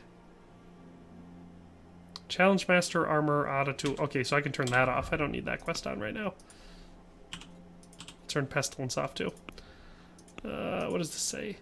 Making false punch dies for Prague Groshen requires skilled and experienced hands, and no one has more experience around here than Master Jerome of Silesia. Master Fafar is convinced he can't be personally involved, but I ought to leave no stone unturned. Okay. Let's see where that guy is. Check out the... Oh! The one up here in the monastery. Okay. I was going to say, hopefully I don't have to run to a different town to do that. Crazy the Entertainment says, I learned to read, so I must do another one. Great. Yeah, I did, because I remember needing the one for the From the Ashes DLC where you get all the way up through building the city without knowing how to read or whatever. Rebuilding Probislavitz without knowing how to read. That was a difficult playthrough, because you don't realize how much you actually have to read stuff in this game, but you do it a lot. Yeah, like I said, I know I've done 2 full hardcore playthroughs all the way through, and I've also had other partial ones that I've done. So this one, once I've completed it, will be my 3rd full hardcore playthrough. But total playthroughs of the game, I've played through this game at least a dozen times, start to finish. So, I know it relatively well.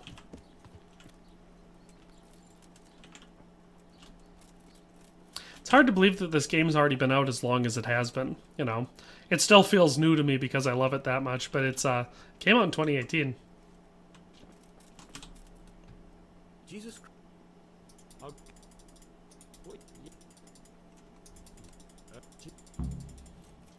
What?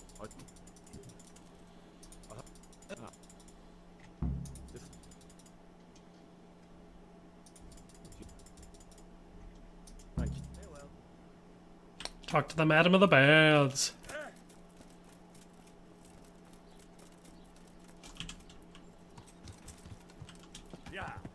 I just refuse to be illiterate. Like I said, I only did it for the achievement, and it was difficult, but, I mean, I've done playthroughs where I don't do the pen is mightier than the sword for a long time. Like, I hold out on it just because I'm busy working on other stuff, but I typically always, in most of my playthroughs, it's one of the first things I do once I get to Rite, is I head on over to Ujits and I learn how to read. Because it's just, A, all the skill books and stuff like that, you can't read them if you can't read, and B, you need to read for quite a few missions in the game. Now, mind you, once you played the game as many times as I have and you memorize all the stuff, and you don't actually need to read things because you remember what they say, then it's not as big of a deal.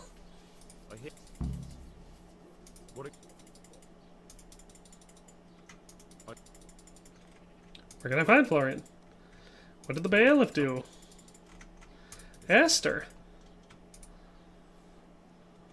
I'd like to know more.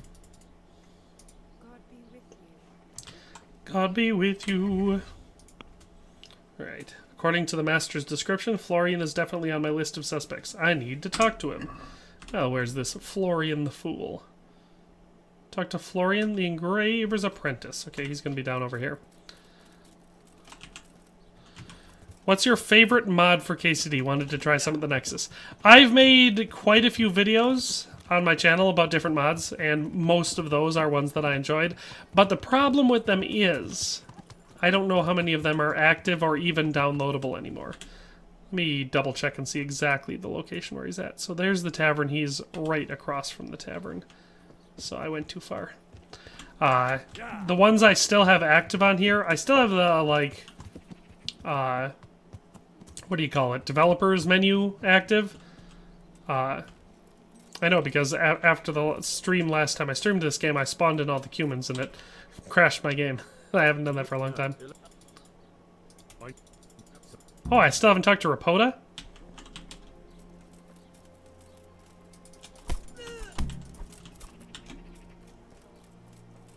Dang, he's fast. Look at how fast he is. Look at that sumbitch go. Like I said, I still have a couple cosmetic mods on. I have one that converts the yew longbow into like a more historically accurate looking yew longbow. Please. What do you want? Tell me where the... Don't worry. I didn't have to follow him very far.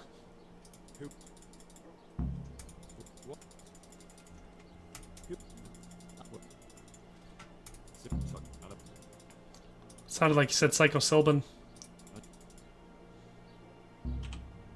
What are you waiting for? Finish it! Oh, that's why I've never done the Florian one before, because I always go to Rapoda. What are you waiting for? Finish it! Dang. What are you...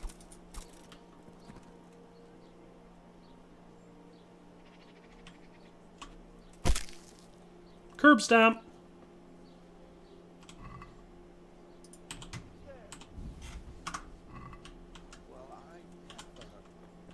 Time to skedaddle. Can we burn the witch Johanka in this playthrough? I haven't started that yet. Typically I don't burn her, but we could try to get her burnt this time.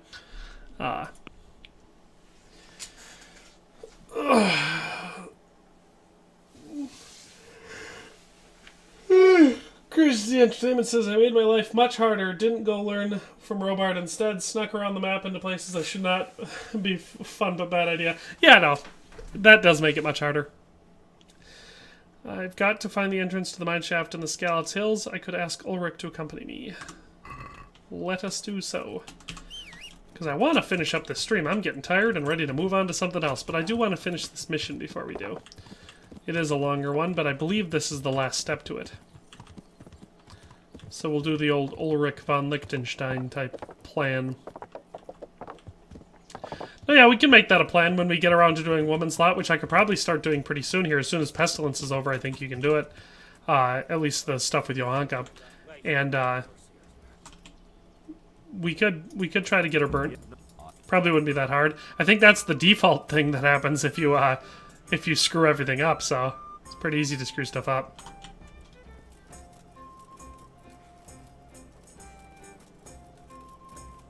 Do. Where the heck was the entrance to this mine? I don't like that it doesn't automatically go to where you are. Alright, so it's... yeah. So it's probably up this way?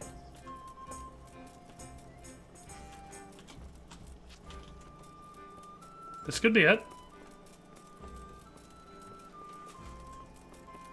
It's really dark in here.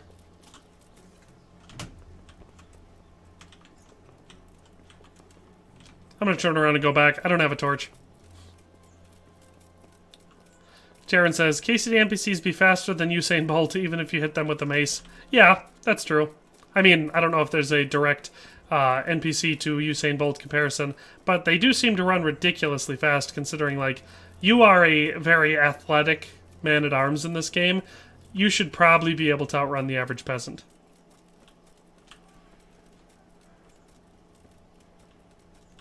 I hear people running and screaming. Where the heck is everyone? They're on the side of this cliff somewhere. I just don't remember exactly which... I stop running. I'm all out of stamina. Aha! There's people down here. Oh, but you know what? I almost fell off this cliff.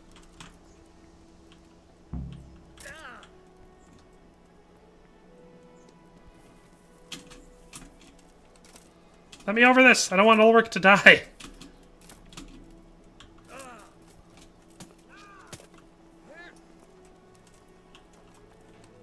Poke! I bet you that didn't feel good. Will I? Promises, promises. Haha, Ulrich, I killed him, not you. Bet you this guy's a torch. He do! Right. Weapons, torch. Let's get moving, buddy. Get my mace out. What's your plan for the rest of the day? I got other stuff to work on. Some YouTube content I really got to get all lined up. I want to get it done so that I have the ability to focus on Hogwarts when it comes out. So I gotta get some pre-work done that I need to work on. Other than that, we've got some interesting sponsorships that I'm trying to arrange, get lined up.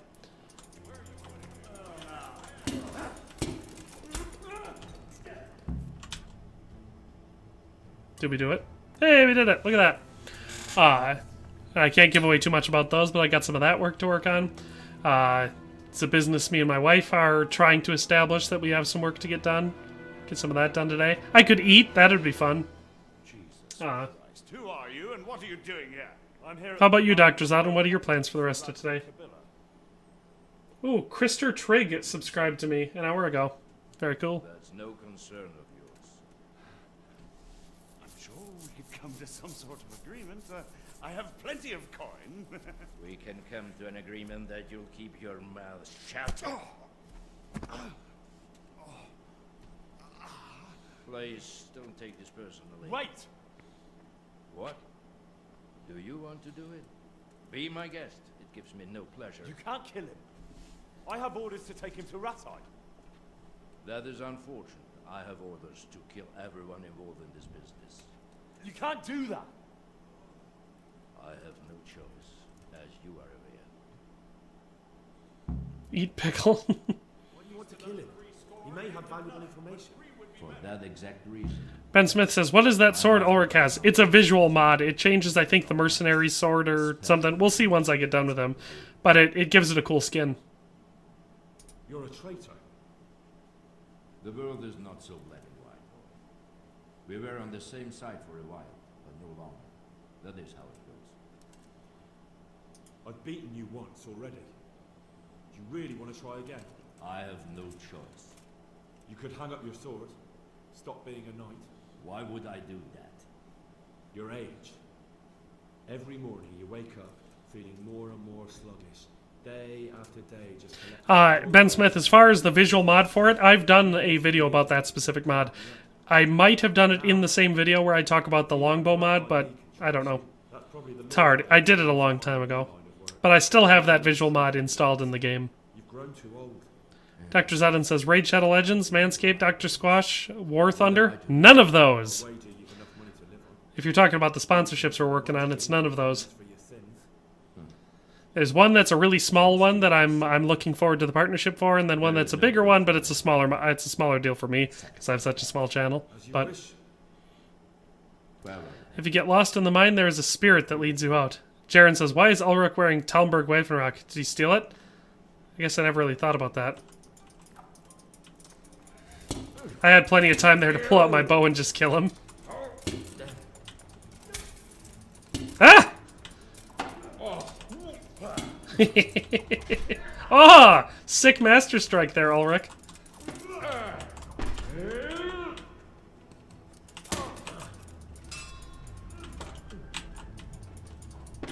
Ouch. That was a funny move. He did like a jumping moonwalk. Ouch. I have an idea.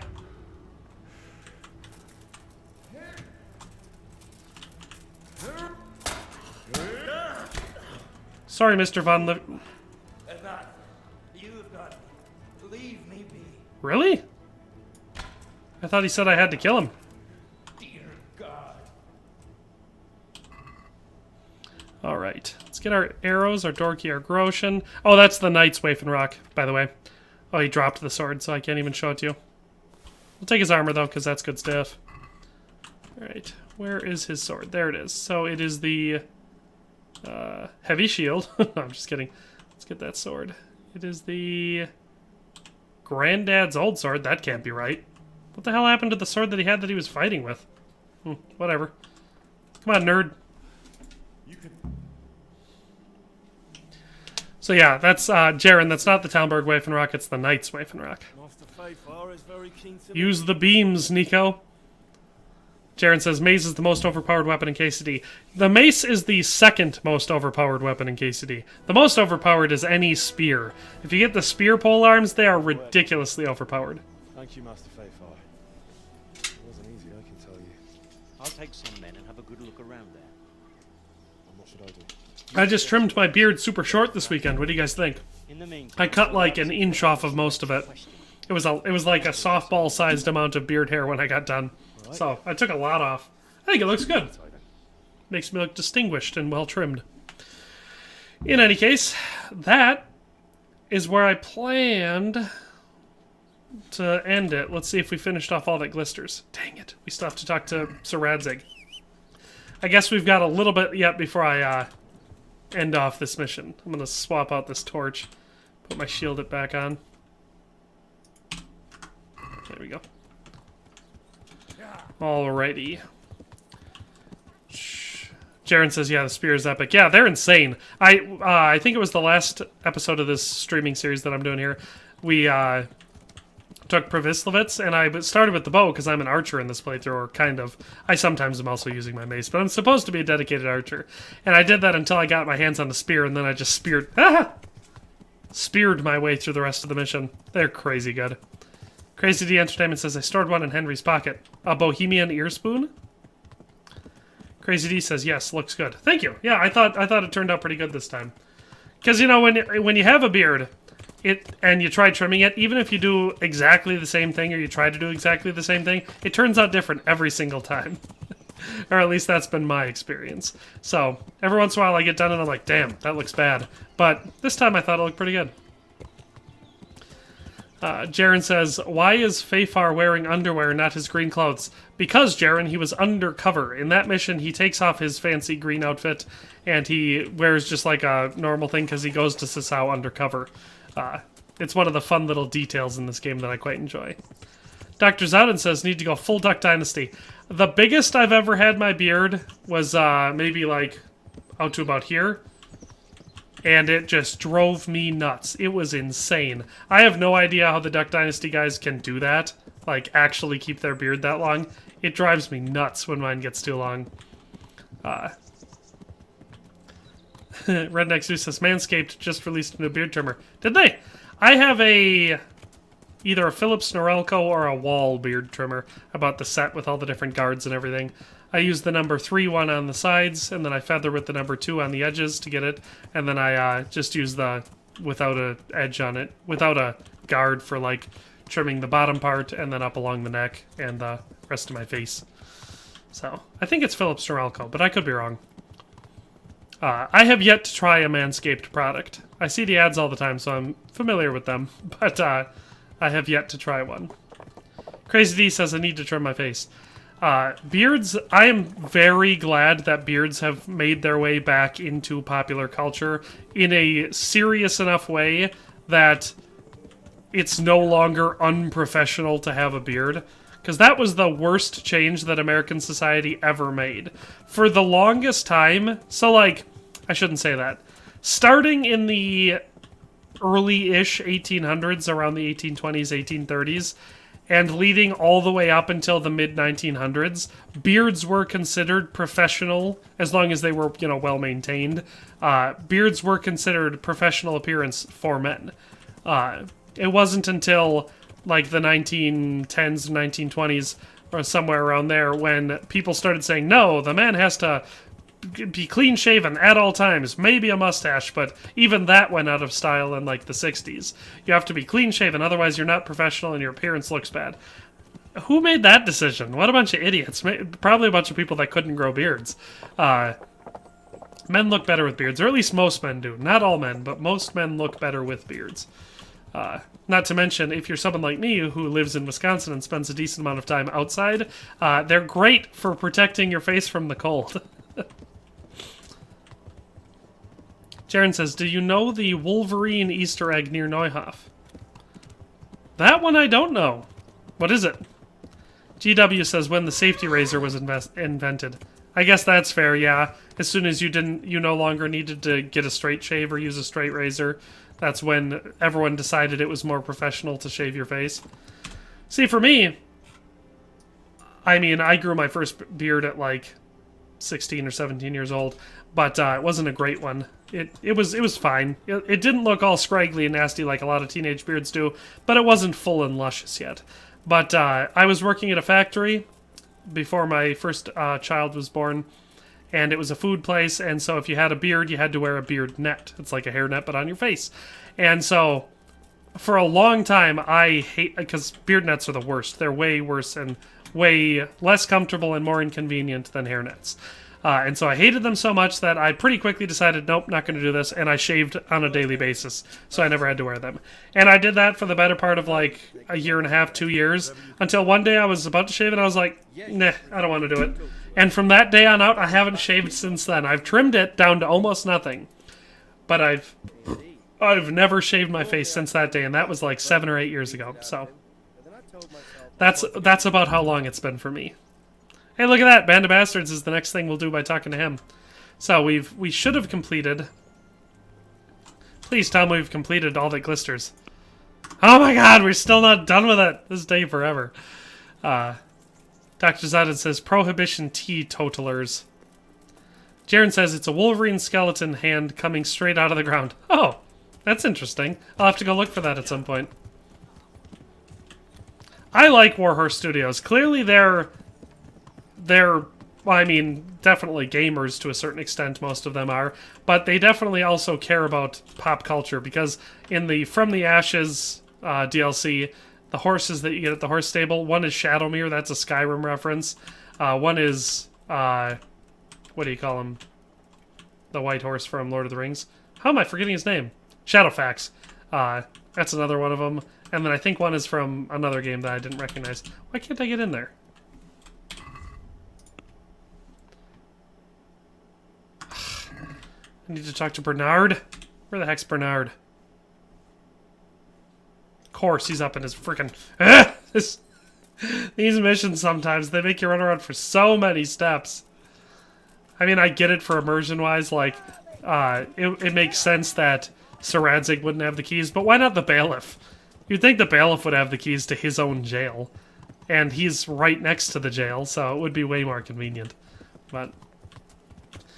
no, yeah, like I said, I like Warhorse Studios. I like the feeling that they actually, not only do they care about the games they're making, but they are themselves consumers of this type of media.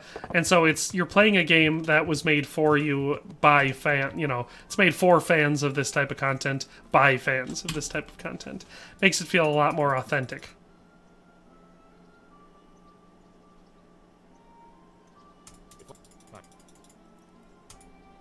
Haha, I was just able to high road Captain Bernard. That is my payback for him being such a dick to me for so long. Our next Zeus says, facial hair was a sign of masculinity, so when women entered the workplace, they naturally felt inferior to their male co-workers, which they influenced what they perceived as being attractive. I've never heard that before, but I guess it makes sense. Why didn't the women just grow beards? Equality and such. So men followed the trend because they wanted to get laid. Men need to stop being such simps. Stop being a simp, grow a beard. That's the message for the end of the day. Because this should be the end of this mission. Blah, blah, blah, blah, blah, blah, blah.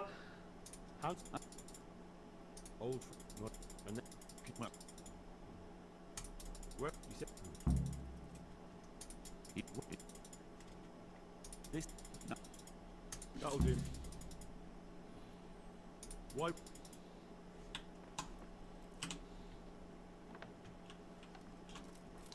I think, yeah, like I said, on the topic of beards, I've seen some guys that definitely don't look better with beards. They look better clean-shaven or maybe with just a mustache or something like that. But I think the vast majority of guys look better with beards. I think it's the natural state of being. That's why we grow facial hair. Like, is it an accident that we grow hair out of our face once we hit a certain age? I don't think so. I think it makes sense.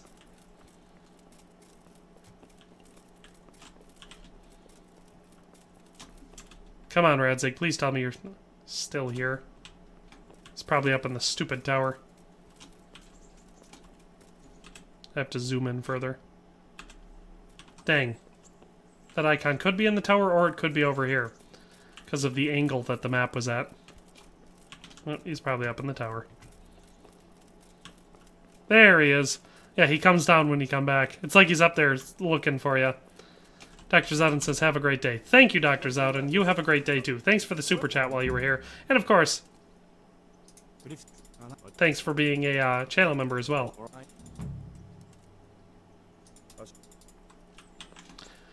Okay, we finished all the Glisters. Now we started If You Can't Beat 'Em. The Monastery mission. So that's where we're going to leave her off today. Crazy D Entertainment says, I'm a goatee/mustache guy. Redneck Zoo says, real men, real style explained it better in his video on what happened to mustaches. I think I've seen that video. I thought it had something to do with waiters in France. Jaren says, yeah, so many Easter eggs. You can even find a dead witch lying on the ground who crashed with her broom, or a grave with a reference to a movie, The Godfather. Yeah, I've seen the grave with the horse's head. I've seen... What the heck? What the hell does this guy want? Got you. You should have. Anyway, what up? And I've seen the crashed witch, so I've seen a lot of the Easter eggs. I just haven't seen the Wolverine one yet. I'll have to look for that. But that's all for today. I'm tired, and I've streamed long enough. I hope you guys all enjoyed it. Thanks, everyone, for tuning in and chatting and all that stuff. Thanks to the mods, Karina Smirnoff, Lexus1397, Lexi1397, Dr. Zowden, thanks for being here. Thanks for super chatting. Redneck Zeus, Bullet, Dave Zilla wasn't here for very long, but he was here for a little while. Crazy D Entertainment, thanks for sticking around. Stonian Gamer left, but thanks anyway. See you guys all later. Hope you had a good day. I'll be streaming next